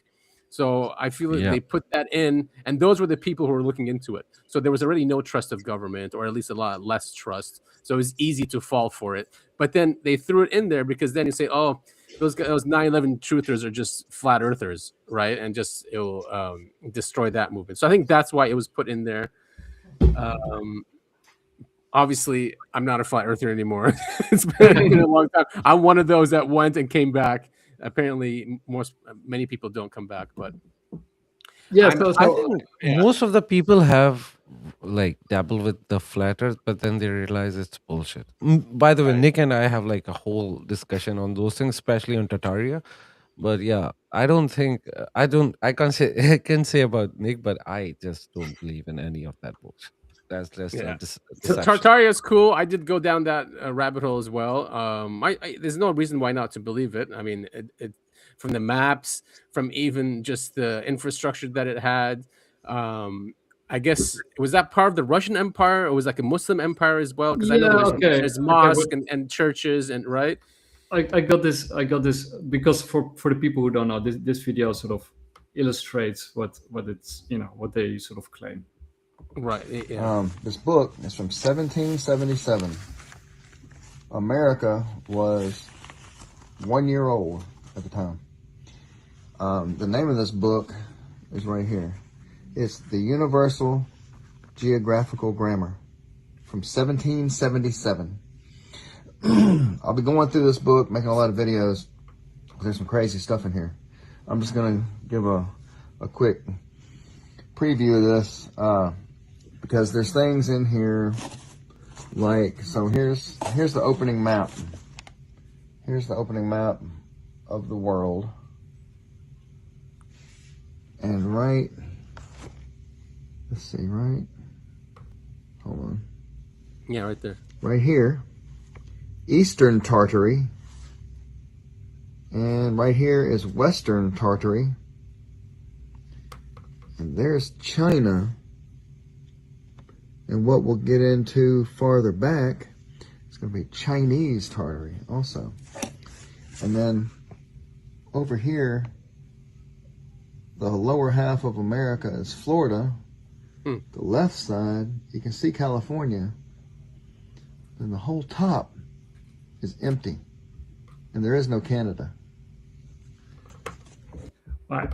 Anyway, so this is like a, sort of, actually one of the better examples of Tartaria, to be honest, because it's a real book and somebody actually reading a book, which is nice to see. But yeah, like you said, like it was a real area, right? At least it was designated by Muslims and Christians as Tartaria. Yeah, it was like a utopia, right? Like with free energy. Well, that is the part that is probably not true, right? I mean, there's no evidence that there was free energy. And well, they use it was how the churches were built, and the spires, right? Something like that. But yeah, I mean, of course, it's all when it comes to these things, it's speculation, because they even said that Tartaria was even in North America, and that when that empire collapsed, that the elite took over those buildings. No, it was right. They said that it was destroyed in a mudslide. That's like the story. Mudslide, exactly, which was here Yeah, too. it's not happening, man. If like a civilization like that gonna destroyed by a mudslide, come on. Also, if I know the mudslide thing. Yeah. Yeah. Also, if it's mudslide, it means everything is under there. Just go and dig and find the like archaeological things over there. Do some archaeology and find that, and that will be the find of the century. You will get Nobel Prize for that. I don't know what you're gonna get. I don't think Tartaria is real. This is just so my take on Tartaria was always that they mix in basically what you just said with flat Earth and 9/11 is like they mix in real truths in order to ridicule them, right? Because they're mixing a lot of nonsense in there. Because I think all of us on this panel believe that Nikola Tesla was a very important figure, and that he might very well have discovered what is more or less free energy, right? And then it was hidden from us, and the same with Townsend Brown and this whole cover up. But then they turned this into this really strange and ridiculous story that there was an empire that stretched from Russia in the east to the Middle East, Europe, all the way to America, where people basically had free energy and could land on skyscrapers and reload their batteries, and people had hovering disc where they could fly. I mean, it's just a modern day Atlantis, or sorry, more modern day Atlantis, right? I mean, it's the same kind of thing. It's you got Lemuria, you've got Atlantis, you got Tartaria. It's all people want to believe in these ancient civilizations because I think there's a nugget of truth in there someplace. Yeah, but that's my point, right? That's not even ancient civilization. This is like 17th century, man. Well, that's why I said more modern. Yeah, but the official story is that it lasted right up to the First World War, right? So basically, our grandparents must have experienced Tartaria and then forgot about it. Good point. During the Great Reset. Yeah, but so they mix sort of elements of truth in there, like Great Reset, and that that war and famine are often sort of employed, or the consequence of these resets, and free energy with Tesla. But one of the other things is really strange with the story of Tartaria is that they celebrate Nikola Tesla as their inventor because he discovered free energy. But then, according to their own timeline, they already had it before he even was born. That's what I'm saying. Like at the end of the empire, they finally discovered the stuff that they have been using for 300 years. So many holes. Also, the map you look at it is like Middle East, Europe, Russia. Dude, we have a recorded history with actual artifacts from that time of that history. Like Yep. there was like wars, there were crusade going on, there were like Ottoman Empire was there were like Roman Empire, not Roman, but like British Empire was there, Russian Empire was there. That's like a proven history with actual record of every day we had. Yeah, All the wars we fought, you don't think any of them will notice a civilization like that, which is not just in from Middle East to America. There is a civilization and nobody ever talked about that in any actual history books. This is just doesn't make sense. No, and again, like, that's no secret that Muslim and Christian sources refer to that area as Tataria, right? That's never been controversial or a big deal. So, Oh, but it's the biggest deal. They were Mongols were from there. That's why they refer it Tataria. That the actual name of like Mongol Empire is like Tatarian Empire. They were the Mongols. Exactly. That's what I think. Yeah, it's Mongol. Yeah, exactly. It's Genghis Khan, probably. Yeah, But- Genghis Khan. They were the Tatarians. But anyway, I find it really curious. I know some people close to me who are like really hardcore believers in Tataria, and they keep sending me stuff, and I'm sort of like, yeah, I already know that, right? But it doesn't prove anything. But for them, it's sort of proof that it somehow was hidden, and now it's coming out, and then it also proves that they had free energy, which isn't, there's no connection. And then they show these strange videos that are clearly AI manipulated, and then anyway. Yeah, Also- it's a distraction. I mean, even if it's true, okay. So, I mean, there's many civilizations that we know have risen and fallen. Yeah. So, I guess because of that whole story of free energy, and then it was taken away from us. Don't they bring the world tours into that? Not world tours. The U.S. had these. Yeah, they bring that into the equation too, don't they? Yeah. Yeah, they throw everything in the mixer, right? Whatever, they throw everything at the wall, and whatever sticks. They run with. Yeah. That's why I feel like Tartaria is. Just to come at it from the other side, I mean, isn't it possible? Like Adam, you were talking about the 9/11 thing and flat Earth, right? Like flat Earth got grouped into the 9/11 thing, so they could discredit anyone who's looking for the truth about 9/11. Yep. I mean, isn't there like a potential argument to be had saying, yeah, Tartaria was a real place, but then all the obviously fake BS stuff got looped in with it, so people could discredit the whole thing. I'm not saying that. I'm not saying I believe that. I'm just saying, based on the evidence and looking into the conspiracies we've looked into, I think it should be considered at least. And it is definitely Tataria is a real place. Yeah. There's no denying it. Real. That's Mongol Empire. That's like literally because I've read so many books about Tatarians. That's why I'm pretty sure about that, because I know who they were. Especially not Genghis Khan, is like grandson Hulagu Khan. That was the main guy who was Hulagu Khan, who was like the guy who built the mountain of skulls. This is that guy, Hulagu Khan. Got it. That was the guy who was like known as the Tatarian emperor. Yeah, you got the different hordes. Basically, the Mongol Empire was the biggest empire after the UK Empire. The British Empire was even bigger. But if the Mongols actually invaded Japan, which they almost did, if it wasn't for a storm, then it might have very well been the biggest empire the world had ever seen. And they were very good in a lot of things, right? Especially warfare, but also they were quite, free. And they had the Pax Mongolia, where there was free trade, and people were quite happy, after the war stopped. But they didn't have free energy. That's all drinking the cool blood. story. They Cool were story, drinking bro. blood.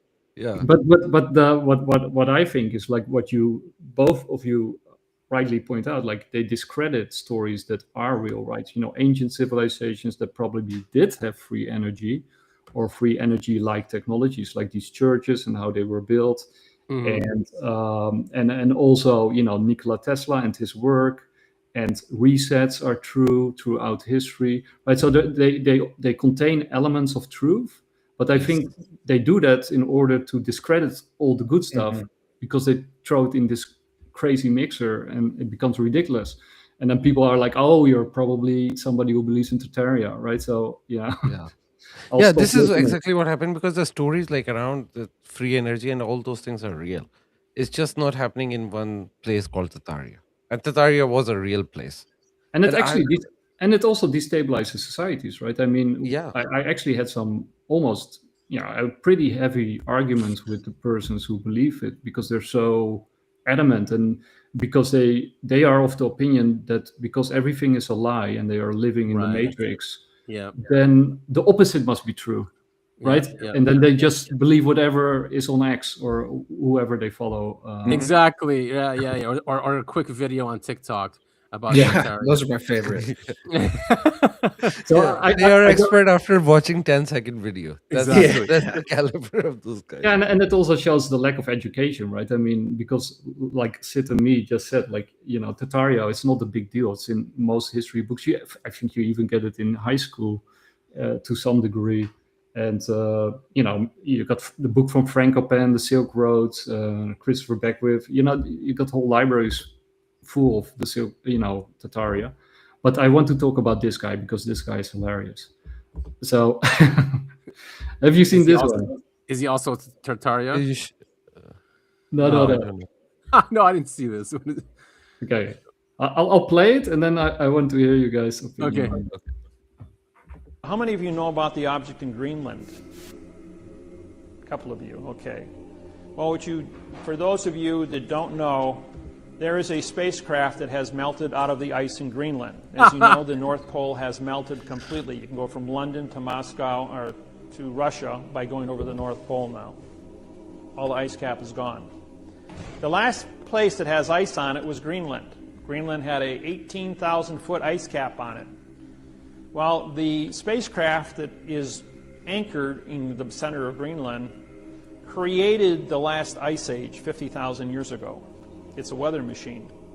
It's 55 miles wide, 300 miles long, and 2 miles high. The people that lived in it were called the Mois. If you draw a straight line from the spacecraft to the Washington Monument in Washington, D.C., through the Yucatan Peninsula Great Pyramid at Mitsubishi, it ends up on Easter Island where the Mois have been dug out of the dirt. The heads on Easter Island, well, 2 years ago they finally went ahead and they excavated, and they're all 65 to 85-foot people, full-body carvings. And these were the people that lived in the spacecraft that was uncovered that's melting out of the ice in Greenland.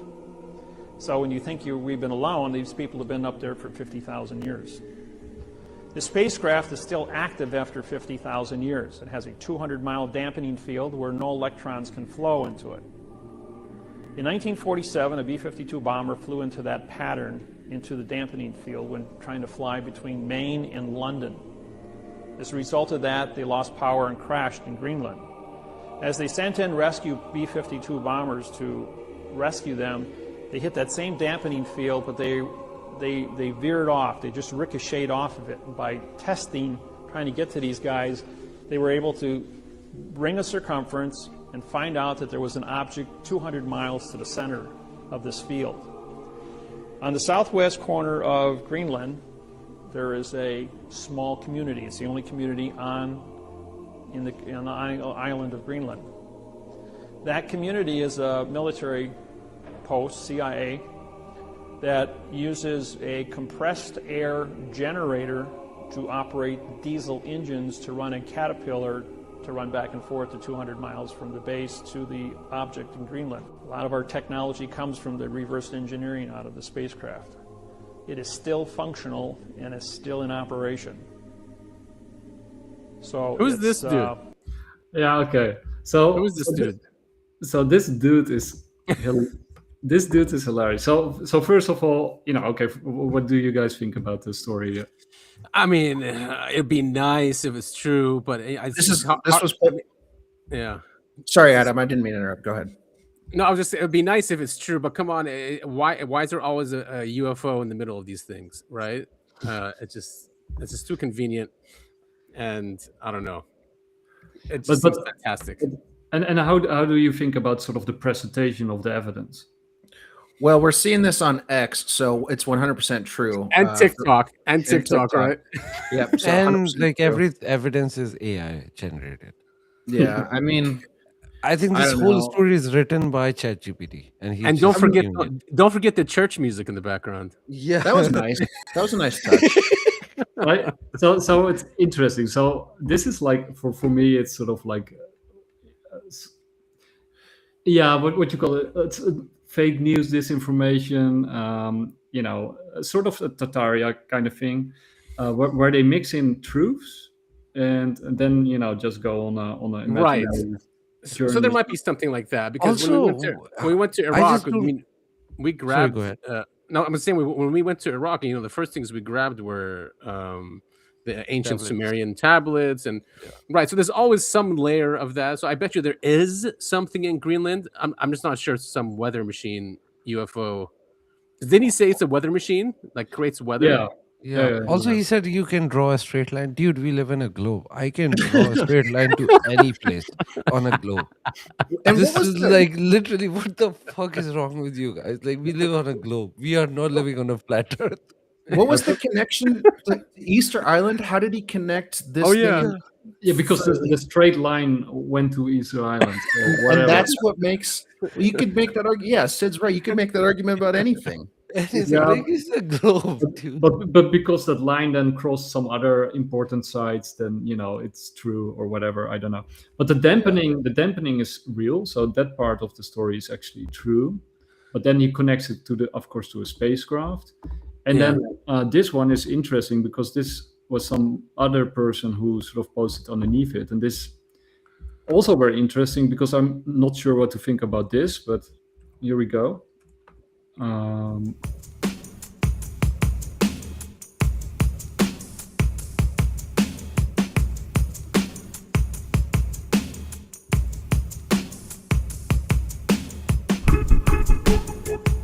There's not Greenland for people watching.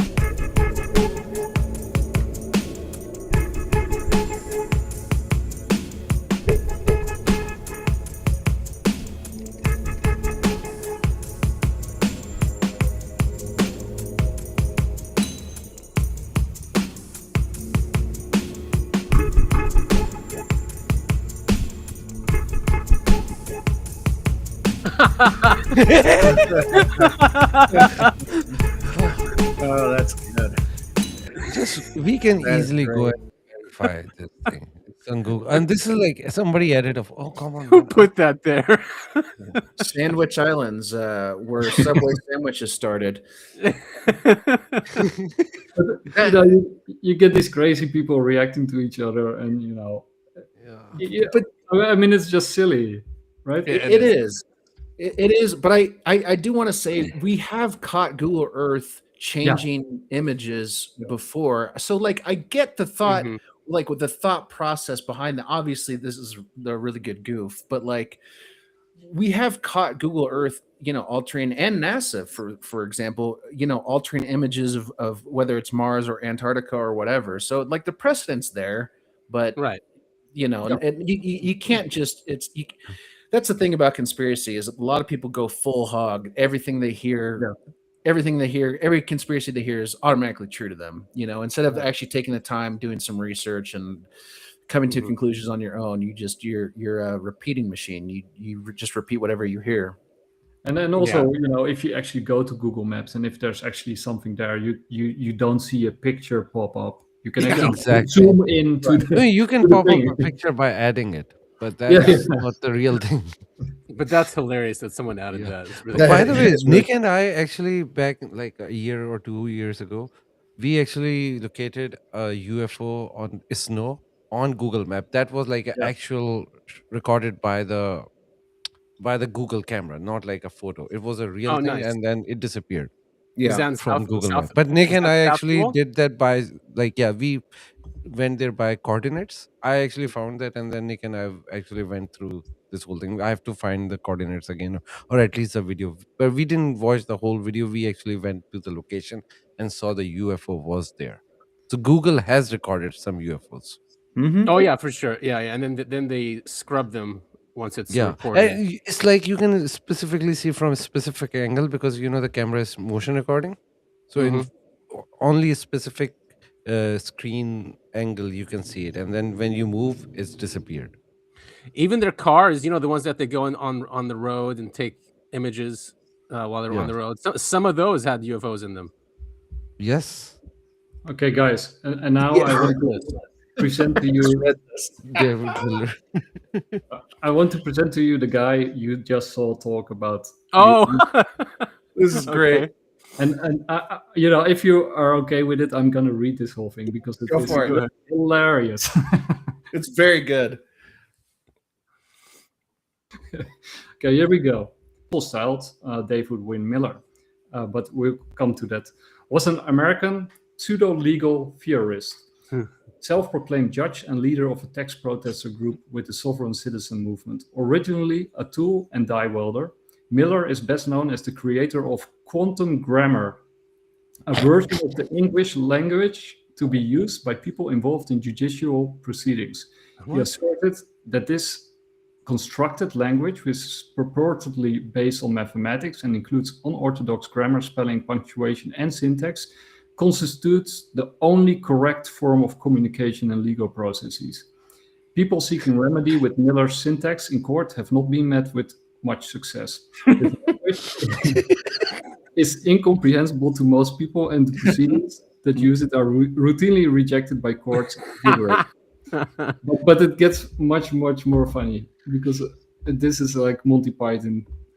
Miller lived in Ohio before moving to Milwaukee, Wisconsin. He claimed that at the age of 25, he died for half an hour when an inept surgeon removed both his kidneys and adrenal glands. So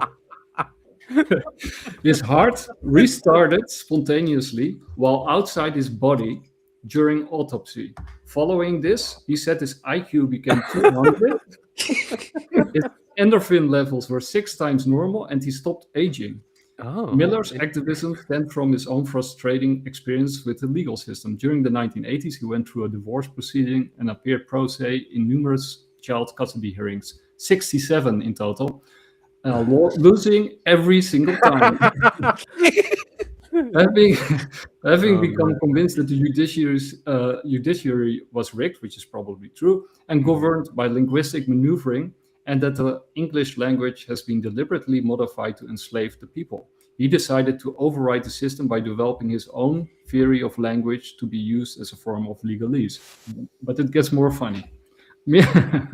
Miller claimed to have created his language in 1988 by discovering the mathematical interface in the truth that certifies all 5,000 languages, forwards and backwards. According to Miller, the use of his language guaranteed success in court cases, and it could also be used to eliminate taxes and disbar judges. Wow. In years, he promoted it through various seminars, books, and videos. I'm going to spare you the constructed language part. All right, let's see how the language is constructed. I feel like you're reading the Wikipedia page of the next president of the United States. It wouldn't surprise me, man. It would not surprise me. Okay. Miller's design involves sentences that begin with prepositional phrases using the word for. It is easily recognizable, among other traits, by the constant and repetitive use of the phrases for the and with the, and by the absence of action verbs, except in gerund form. Users of the dialect reject the use of adjectives, adverbs, and pronouns. The language also has an abundance of punctuations. I'm going to spare you that one. Miller's idea about language are notably rooted in the idea that only nouns have legal meaning, and that their meanings are static and absolute. This had led Miller to arbitrarily recast words, definitions, and roles according to his own understanding and convenience. Among the idiosyncratic rules of the language he created, sentences must contain at least 13 words and use more nouns than verbs. Sentences used in court filings must start with the prepositional phrases. A prepositional is needed to certify a noun, and the word that starts with a vowel followed by two consonants means no contract and will therefore void any document. Hell, yes. Just throw no contract in there. Yeah. Although the language he pioneered is incomprehensible to most people, Miller asserted that it can end all forms of misunderstanding and conflict, and called mainstream English language a fiction. Miller has also described as leading a linguistic cult. Wow, the courts must have really done damage to this guy. But it gets even more funny. After creating his language, Miller began styling his name as David Wynn Miller, claiming that the punctuation marks are hieroglyphs that make him live, and that without them, his name is two adjectives and a pronoun. He verbally sets his name David-Wynn full column Miller. That's how he pronounces it. Wow. Oh my God. In a variation of the strawman theory, Miller claimed that the addition of hyphens and colons to a person's name make the person a prepositional phrase. The person is thus identified as a fact, existing in the now-time dimension. The names as written in this way are distinguished from the names listed at birth and in all caps. In all caps, okay. Yeah. Which identify the legal estate and not the living being in fact. Signing up to get a birth certificate allegedly creates a taxable person, corporation, David Wynn Miller, as opposed to David-Wynn Colin Miller. Therefore, Miller asserted that by adding punctuation to their names and by using his language in their tax return forms, people could avoid paying taxes. Don't try. That sounds right.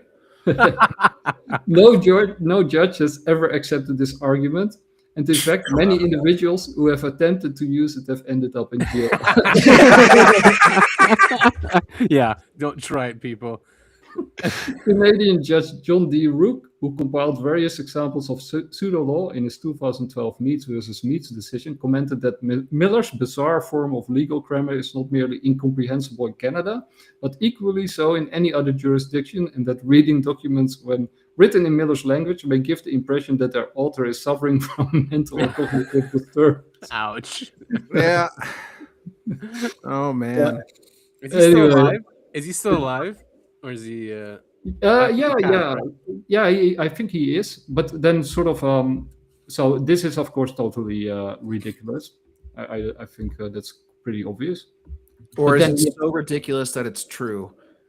Yeah. I mean, yeah, maybe there is some truth in. I mean, they weaponized the English language. He said, right? So he's trying to fight back. Yeah. Yeah, you got this.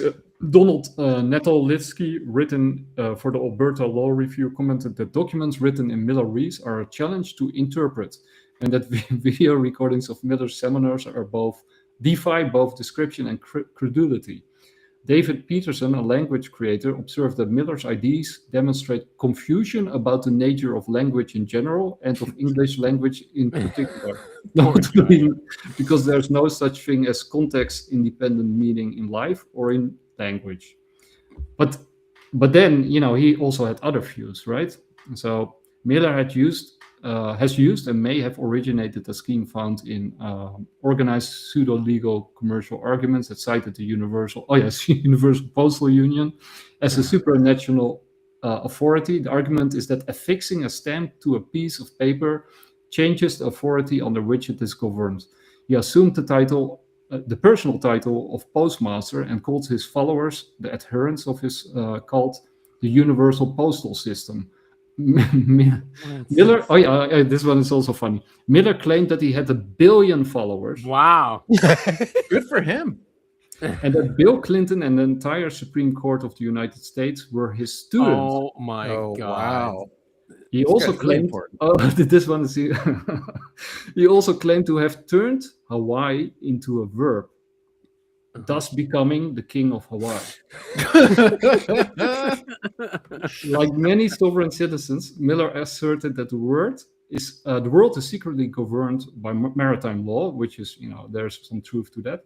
His own explanation for the situation was that the Earth is a vessel in a sea of space. That's all right. Besides his true. pseudo-legal ideas, Miller was a proponent of the 2012 phenomenon and also adhered to a wide variety of conspiracy theories, some related to 9/11. He claimed that MasterCard gained control of the US economy on September 17, 1999, and that the steel beams and all the plastic items in the World Trade Center buildings were plastic explosives, which created an electromagnetic pulse as a cover-up for a 12 trillion electronic heist committed during 9/11. Goed, let's see. But my point with this story, besides that it's very funny, well, and you answered the question: who is this dude? Now we know. But there's also truth mixed into the absurdity, right? And then people can say, yeah, that's nonsense because Miller believes this nonsense, and you don't want to be associated with somebody like Miller, right? Exactly. Right. Yeah. I mean, there must be something in Greenland that we want other than the location, Yeah. Okay. No one wants it except Trump. Trump is just insane guy. That's all it is. Someone around him is telling him, though, right? No, he had these kind of things before he became a president, right? He always wanted these kind of things. So now he's a president, he have authority, so everybody's going with that. Nobody was telling him to do that. It's just him. Trump is an insane person. He should be impeached. They asked him the other day, they're like, so what would stop you doing what you want? He goes, only I can stop myself. Only me. My thoughts. Yeah, his boss, BB. Aha. There's a lot of truth in there. Or at least Mary Adelson, which but actually it's BB. That's who hold the cards right now. Whenever he visits. I'm actually, I'm going to contend for the $1 million because you can actually win $1 million for the best article on X. Elon Musk really? Yeah, on my birthday, he put out this what you call it? Competition for the best article on X, and you have to participate and drop your article before January 30th, and then the best article wins. Like the topic? Any topic? Any topic. Huh. Okay. Best of luck. You're competing against a lot of big writers then. I know. But I think if there is a voting, I'm voting for you. It's worth the try. Definitely. Yeah, just I had this thing lying on the shelf for months, and I sort of did a lot of research, but I thought it was too ridiculous and too outlandish. And then Trump did the stuff that I predicted, and now this competition happens. So I'm gonna write the article that I sort of have half written, and I'm gonna do competition, and it's sort of into all this stuff that we talked about today. So I'm not going to give it away yet. Yeah. I'm first going to finish it, and then you guys will be the first to read it. And, nice. And actually, if we will read it, yeah, but publish it before you discuss it publicly, because maybe somebody is listening and then they copy it. So publish it. Nothing looking forward to it. Nothing said in this discussion even comes close to the stuff that I write in there. So, but anyway, yeah. So if you want to win $1 million, start writing, guys. I'm glad that he's encouraging that, though. It's nice. People need to get back into writing. Yeah. It's gonna go to some chosen one, so probably God. God will probably win. Why does Musk retweet that moron? It's just insane. Yeah. Well, we know the answer to that, actually. So I got a lot of stuff, but I think we're running out of time to cover all of it. So what do you guys want? Do you want to take a stab at it, or do you want to say we'll save it for next time, or what are we going to do? You really? I mean, I'm open for the next 30 minutes, kind of. Yeah. Yeah. So up to you. Okay. Do it. Yeah. Let's do it. Okay. All right. So I've done a little bit of this detective work, and this has to do with the stuff that with Gary Nolan and Eric Davis. Yeah, no, sort of like the psychic elements of the UFO. Okay, yeah. All right. It has to do with Gary Nolan, and he makes the claim that the basal ganglia is very important for psionics, and it plays an important role for UFO experiencers or people who have been contacted with UFOs. So I'm going to play a little clip to give people an idea of what he is saying. This is from Lex Fridman. At the brains of these individuals, we noticed something right in the center of the basal ganglia in many of these individuals that at first we thought was damage. It was basically an enriched patch of MRI dense neurons that we thought was damage, but then it was showing up in everybody, and then we looked and they said, oh, it's actually not. The other readings on these MRIs show that actually that's living tissue. That's actually at the head of the caudate and the putamen. And at the time, and I remember even asking a good friend of mine at Stanford, who is a psychiatrist, what does the basal ganglia do? He said, the basal ganglia is just about movement and nerve and motor control. And I said, well, that's odd because, these other papers that we were reading at the time started to suggest that it was involved with higher intelligence and is actually downstream of the executive function and involved with intuition and planning. And then if you think about it, if you're going to have motor control, which is centralized in one place, motor control requires knowledge of the environment. You don't want to move something and hit the table. Or if you're walking across a room, you want to be aware and cognizant of what you might bump into. So obviously, all of that planning requires access to all the senses.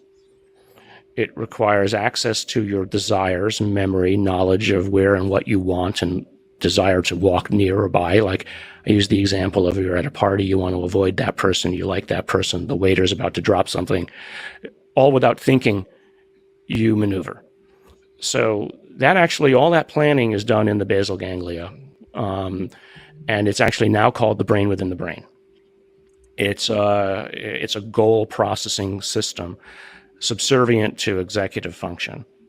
So what we think we found there was not something which allows people to talk to UFOs. I mean, I think the UFO community took it a step too far.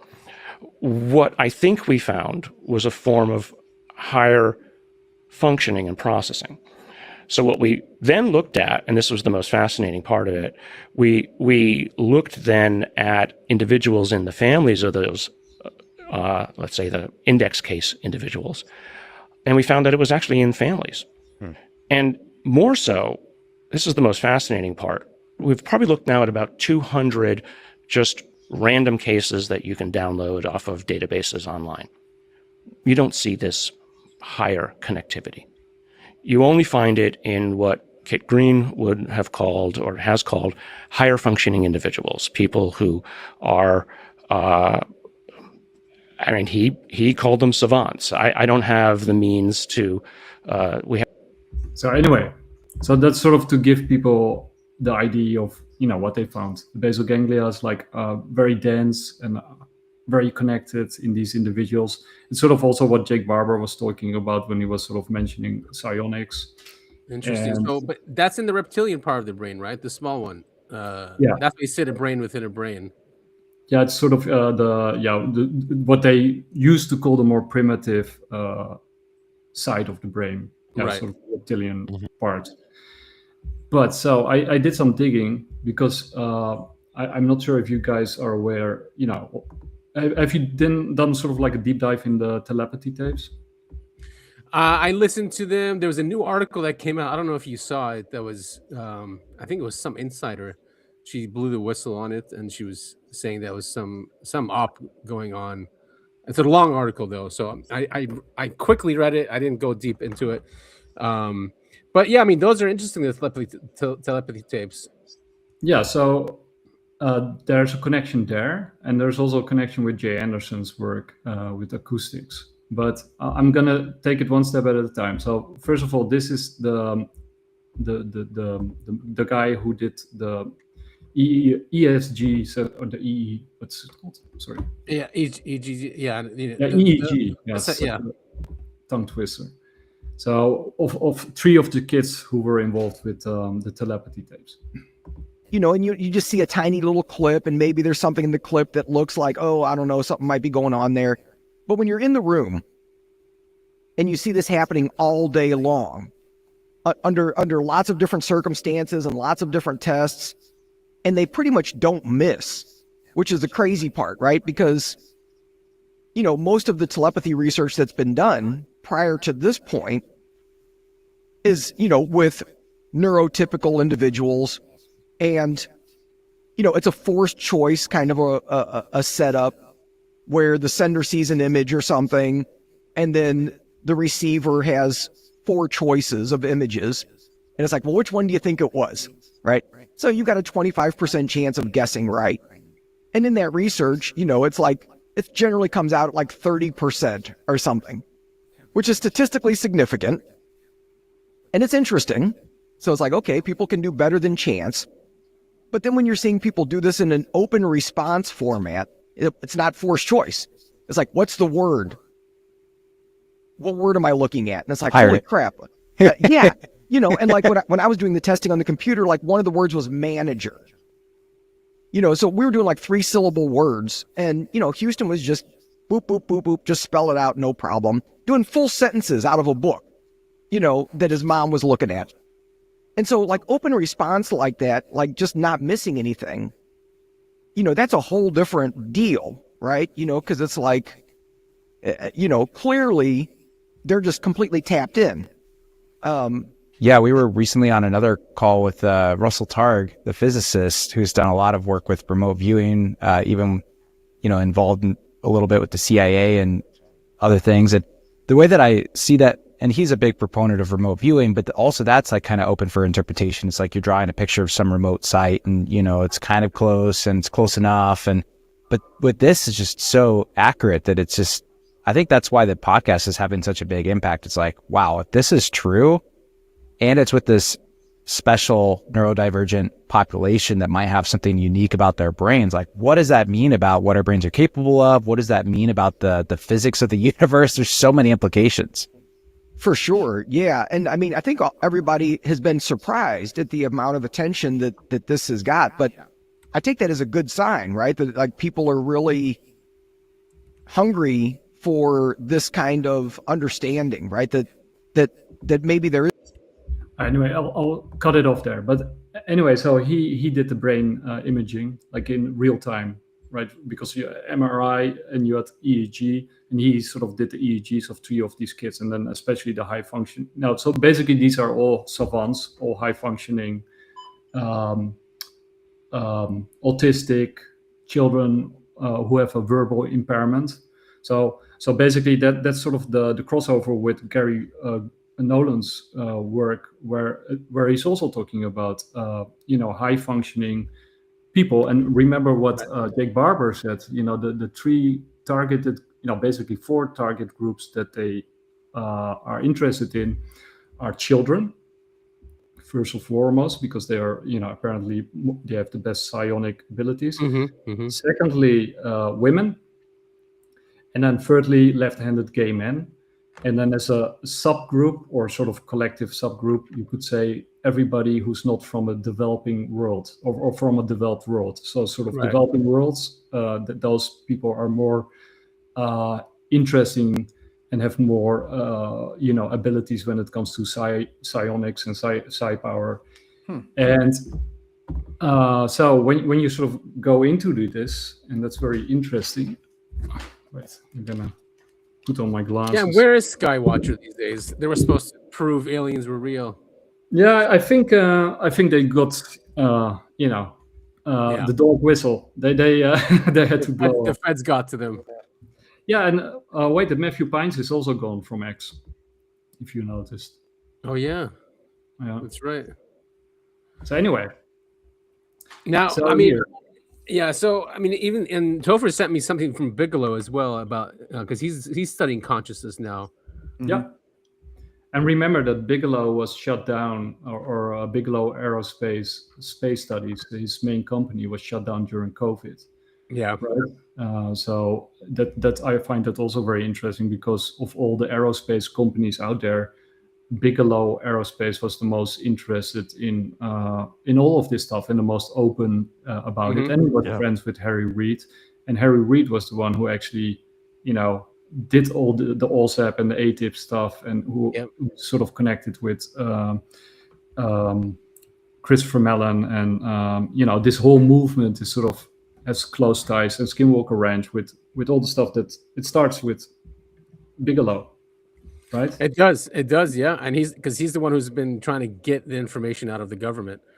Yeah, so I find it very interesting that he was sort of targeted. It feels like he might have been targeted with. I'm not saying he was, but I don't know. Maybe he was just running his business inefficiently or whatever. But anyway, so so it's a National Institute for Discovery Science. NITS does a lot of research in this area. But when you sort of connect the work from Gary Nolan and the basal ganglia, and you put it together with the research from these the telepathy tapes and the EEG scans, then you sort of get this. So the podcast reinforces and extends this by focusing on the same. Okay, wait, I can skip that. Torrent Terrace EEG analysis of 3 nonverbal autistic participants during telepathic task. While it doesn't explicitly mention the basal ganglia, the findings emphasize right frontal and parietal lobe activity. So right frontal, parietal lobe activity, the same region as Jay Anderson.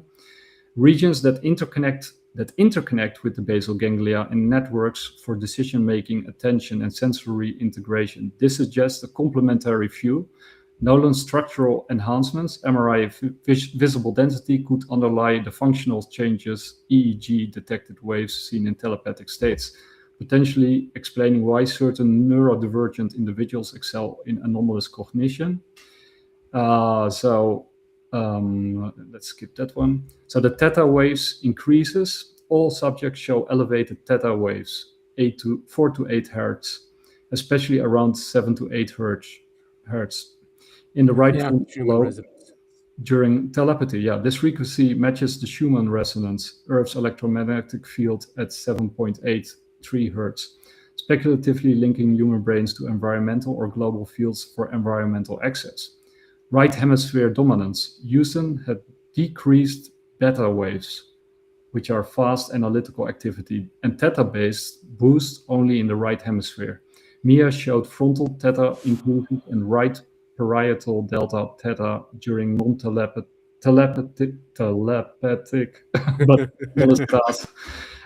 John Paul's patterns varied but involved similar right-sided shifts, and then implications for intuition and creativity. Theta waves are associated with relaxed, intuitive states, meditation, or creative flow, aligning with Nolan's descriptions of the basal ganglia as facilitating gut-level insights. The podcast posits that neurodivergent brains lack typical filters or linguistic barriers, allowing uninhibited access to subconscious or external data, echoing Nolan's idea of the region enabling leaps in uncertain environments. For creativity, this could mean bypassing verbal constraints for direct, innovative perception, as seen in the children's open-ended responses.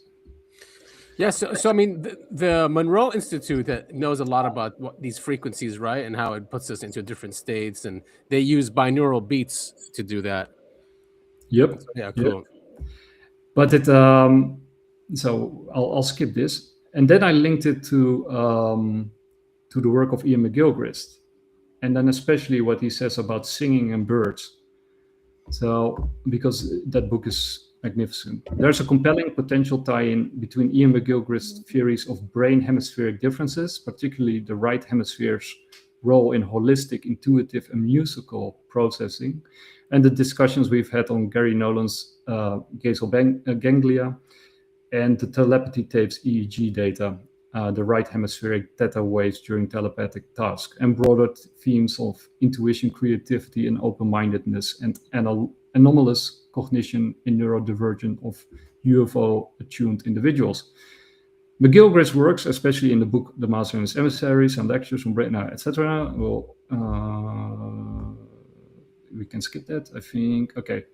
McGilchrist argues that the brain's hemispheres aren't just divided by function, left for language, right for visuals, a common misunderstanding, but how they attend to the world. The left hemisphere focuses narrowly, analytically, and manipulatively, breaking things apart, grasping tools, or using literal language, while the right hemisphere attends broadly, holistically, and contextually, integrating wholes, detecting novelty, and processing metaphors, emotions, and social cues. The asymmetry evolved for survival, the left for targeted actions like foraging, the right for vigilant awareness of threats or the bigger picture. So if you guys don't mind, I want to continue reading, but I also don't want to, wasn't there something with bird speech that came out that people were saying that we're going to understand them in a few years because they're using machine learning? Did you see that post? They are actually deciphering more and more animal sounds. Right. It started with mice, laboratory mice. There are some really nice videos on that. And then they also decoded whale singing. And I think the Chinese guy is also able to decode birds singing, like that they have grammar and syntax and actual words.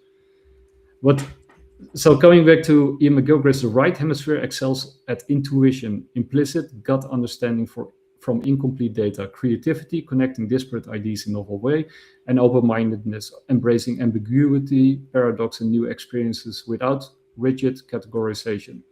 McGilchrist describes the right as the master that sees the gestalt, while the left is the emissary that focuses on details but can dominate pathologically in modern culture, leading to overly mechanistic, reductionistic, and materialistic thinking. This right hemisphere bias fosters openness to the unknown, qualities we've linked to UFO experiences, Nolan's lighthouses, and non-speaking autistic in the telepathy tapes. And now was sort of my I think it was super cool. But anyway, I sort of added the singing of the birds. So evolutionary communication, from singing to speech. McGilchrist posits that in our evolutionary past, likely what you meant by, I misspelled it, proto-humans communicated more through right hemispheric modes like music, prosody, tone, rhythm, and gesture before developing left hemisphere articulated speech around 70,000 years ago.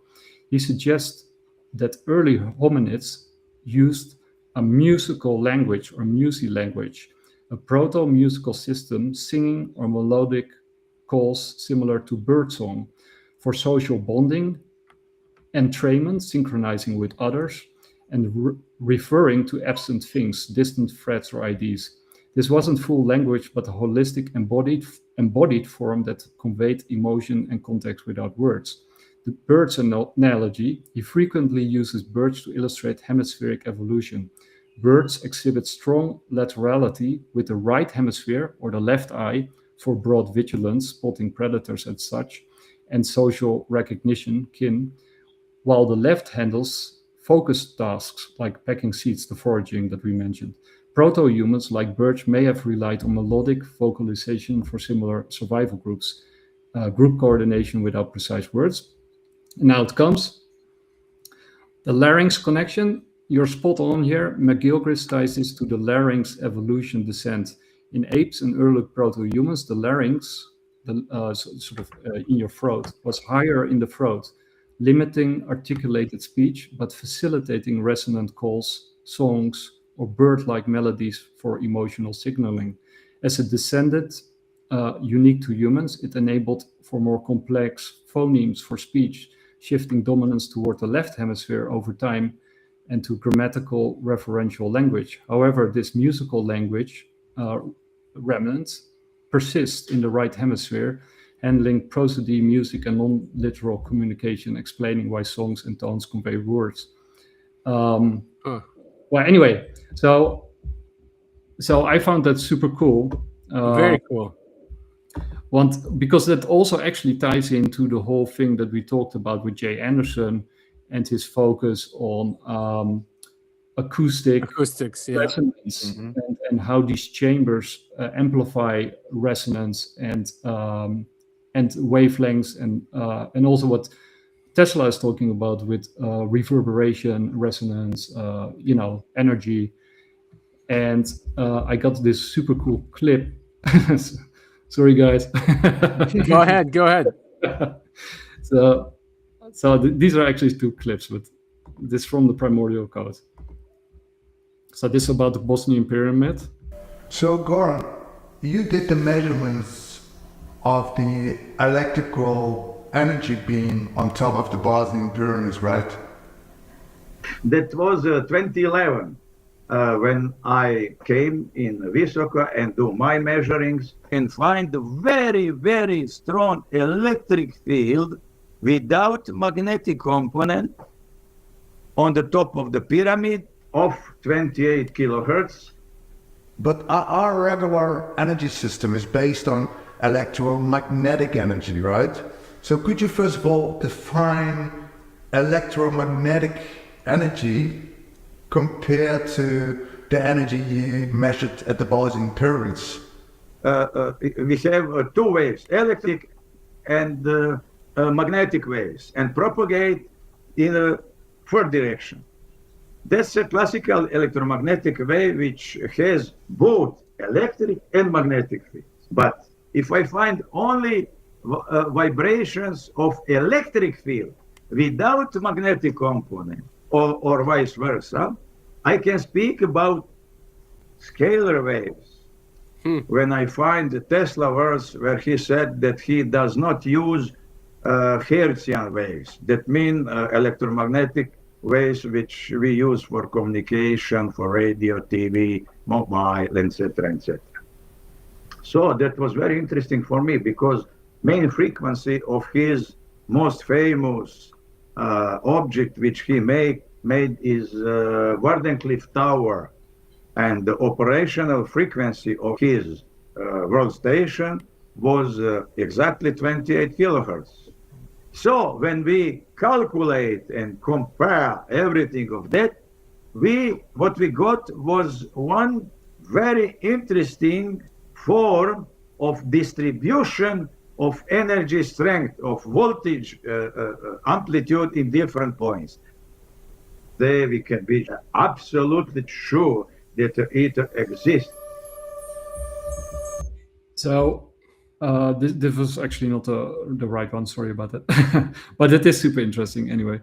But the point is, of course, that what we talked about in our last show. I think it was with on your podcast. Yeah. That, I think you mentioned at some point that we might be using energy or devices which are actually harmful to us and to the UFOs that are visiting us, right? Right. And these are sort of the electromagnetic energy, the Hertzian waves that we use. Well, in the past, these previous civilizations and their remnants, if they still survive, might have just used vibration, like the Nikola Tesla version, like non-Hertzian waves, like of pure vibration, which link to scalar weapons and scalar energy. Yeah. But go on. I mean, Tesla does say that he understood how the Great Pyramid worked, right? So he did hint that it was some kind of energy device or a communication device. So just like what this guy was saying in the video, and that tower as well that he did, was based on the Great Pyramid. Yeah. So I think just older civilizations used technology in a more harmonious way. We obviously have not done that. We have weaponized it, and we extract instead of vibrate with. You know what I mean? Yeah, and so when you sort of maybe I was was a lot of information, of course, but what I was actually trying to say with the whole Gary Nolan telepathy tapes, and then Ian McGilchrist thing is, when you look at that, so what Ian McGilchrist gives us is a sort of evolution where humanity probably used to sing to each other instead of talk to each other. Like singing was probably the way we first started to communicate. That's why our larynx, that can you see at the evolution of our larynx in our throat. And singing, of course, has to do with resonance, but it also has to do with the right brain, so the right frontal brain and its connection to the basal ganglia.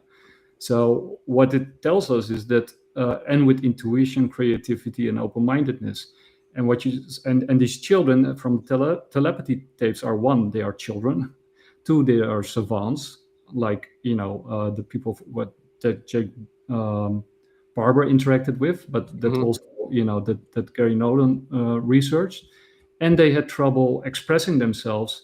And so if people have a latent evolutionary ability to use psionic powers or psi powers, like remote viewing, and remote viewing could also, there's also connections with communication and summoning and even controlling of UFOs. Then these children who want to communicate but can't communicate find other means to communicate, especially that's what the brain does. Like people who are blind or deaf, their brain just has, I guess, other superpowers. So this is something similar. Exactly. They can't communicate.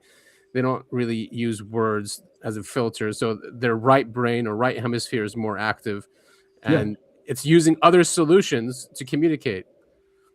So it's using these latent abilities, which are, and basically, so we see that the evidence actually lines up very nicely between the research of Jay Anderson, Ian McGilchrist, Gary Nolan, and the telepathy tapes and the EEG scans from those telepathy tapes.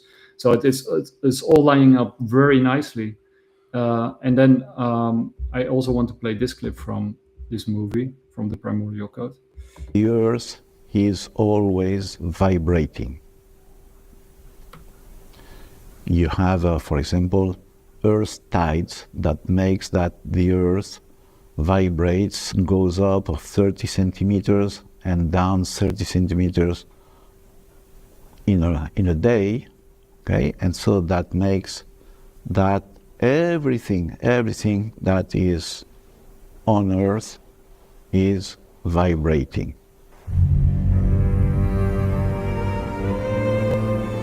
It's the menhir of Pergat.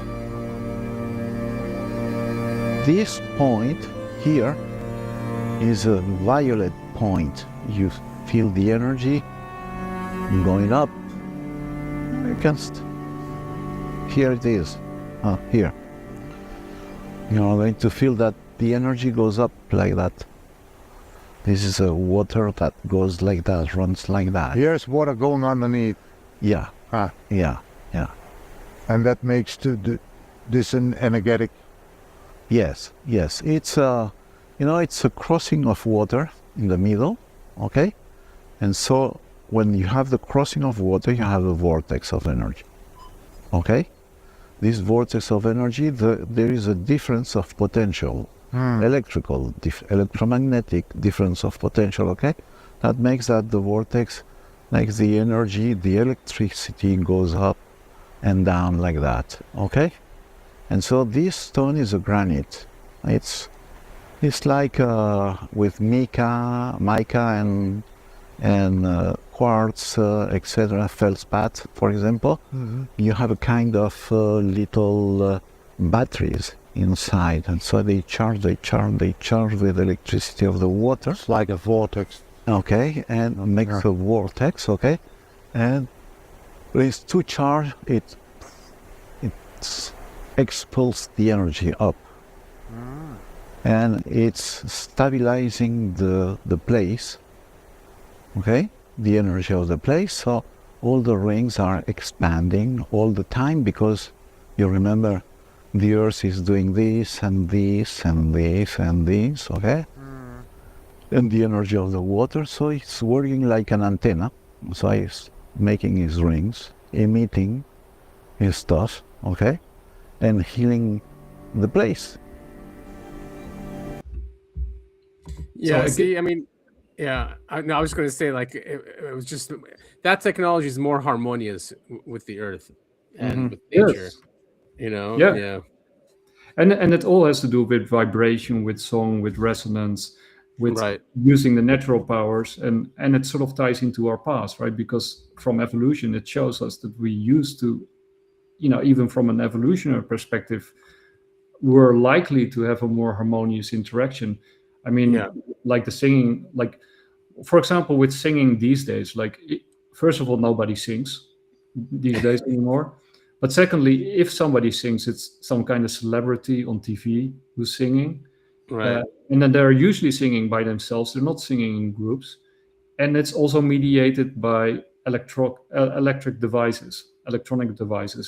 And then if you, for example, look at the work of Theodor Adorno and his early work on the, let's say the cultural industry. He says, when you look at music in the past, they had very complex melodies and rhythms, and you see over time that the complexity in the melody and in the song, it becomes simpler and simpler. It becomes more and more focused only on rhythm and less on melody. So melody becomes less and less important over time, and he points out a lot of other things, but music is becoming more mechanical.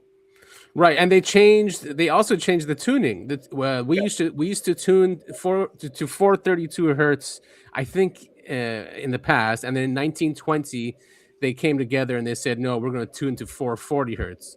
432 is in vibration with nature. 440 isn't. So it's weird. It's not strange that they made that. They did it on purpose. They wanted to, I guess, take us away from nature. We're resonating with the machine, and that makes us controllable, and it makes also less aware of our true potential, right? Because I still think that they actually fear us and want to use us by controlling us. Agreed. So, and I do agree with Sid. I mean, that's recurring theme on our podcast, that they want to create less people. But they don't want to eliminate everybody, but they want less people. Right? They do, for sure. People. Yeah. They've been saying that forever, right? And they just won't stop. Just depopulate. Hell, look at the guide stones, the ones that were recently bombed and destroyed in the U.S. I think it said keep the global population under 200 million or something. 500 million. 500 million. Yeah. 500 million. Yeah. Yeah, crazy. Half a billion. Yeah, that is crazy. Yeah. But so guys, go on. Gonna collapse. You can say that's happening anyway. Even is collapsing, but they got it and gonna do war to reach their goal. Mm-hmm. We're having a population collapse, right? People are not having babies as much. So the system's designed that way. Can't afford to have kids. Yeah, absolutely. And testosterone is down, and people can't have babies unless it's IVF. So they're going to start controlling that now too. Imagine if they have control who gets born. Oh boy, what a nightmare. Yeah, exactly. Or who can have children. And also, with psionics, right? You also see it with animals. Psi abilities are often better developed than those of humans, right? I mean, Rupert Sheldrake did a lot of research in that regard with, cats and dogs being able to sense when their owners come home or find their way home into, in unknown territory. And there's a lot of stories. I actually have personal stories, but my sister has stories, friends of mine. Basically, everybody I know who has pets have stories about their pets being able to do stuff that shouldn't be possible. Right. Yeah. Right. Especially dogs. I mean, they know where you're going to be probably before you know where you're going to be. Yeah. For example, my sister, she lives on like the 10th floor in an apartment building.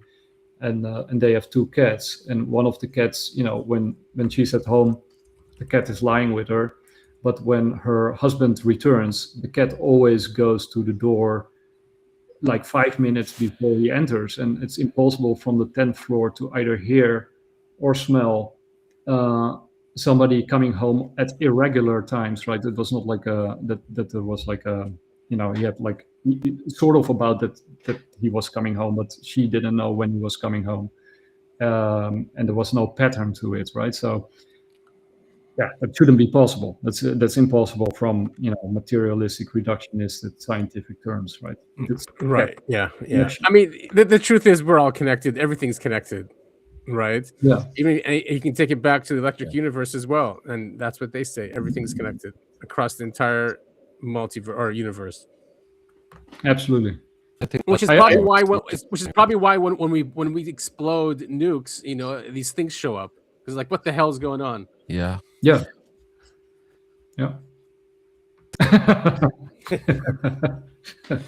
So yeah, I hope you didn't mind all the reading that I did, but I was very excited about the discoveries. It was great, man. Awesome, man. Oh yeah, it's cool. Yeah, I should write it in an article probably. Maybe you gave us a hint. You gave us a hint. I think it's going to be geopolitics, or maybe you'll bring this in as well. We'll see. Yeah. Well, anyway, guys, I really want to thank you for being on the show and for discussing your predictions, and I think we got a big likelihood that some of those are gonna come true. I hope not. Well, maybe the NHI disclosure would be nice, but all the other stuff, it's just we don't get a break. There's always something going on, some emergency, some global catastrophe. It's like, just give us a break. Yeah, actually, as I was listening to everyone's predictions, I was like, not one of these is positive. Right. I was sitting there going like, I should have at least come up with some positive prediction. Yeah, well, maybe Nobel Prize winner. Yeah. There we go. Yeah. I guess going. Trump is not getting that prize.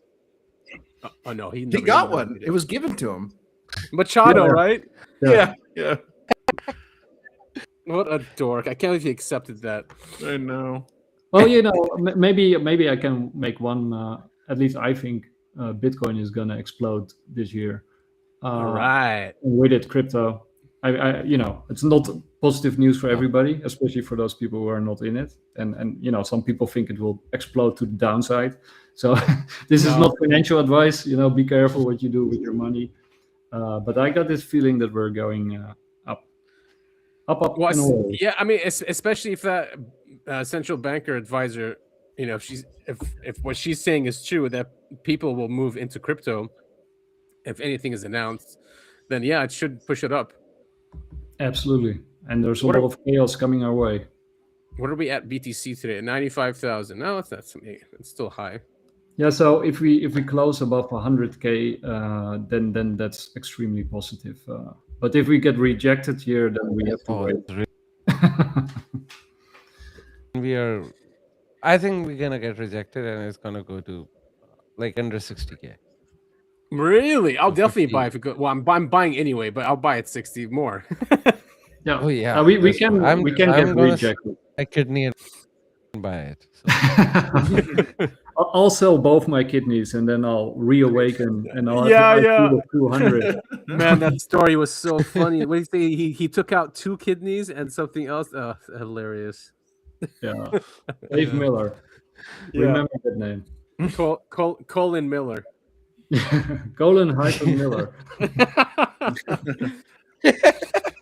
Nice guy. Well, that was fun, guys. Let's watch our predictions and hold each other accountable. Yeah, sure. Yes. Yeah, and let's do it again in the future, and or on your. I think by the time we have, one of my prediction will come true, which is Iran war. So let's see. Yeah. Man, that's not going to be nice. Yeah, let's hope not. And, let's hope not. I just want to be wrong, but I think this is gonna happen. Yeah, they want it. That's the thing. They won't stop. They are not stopping. So we know it's going to happen, right? It's not if, but when. Exactly. Yeah. Okay. Yeah. That's amazing. Nice to see you. Yeah, guys. thanks for having us. And looking forward to our next show. Always fun having our chats, our deep philosophical chats as well. We definitely like going down that route, and glad you guys are back too. That last week's show was good. Hopefully everyone will like this show as well. Yes, and I'll send it over to you in a bit. Nice. Yeah. So I'll upload it tomorrow to our podcast. Cool. Yeah. So guys, I wish you a really nice evening, I guess, over there. Afternoon almost, lunchtime. Okay, that's a long show. And Cool. I'll be heading to bed pretty soon.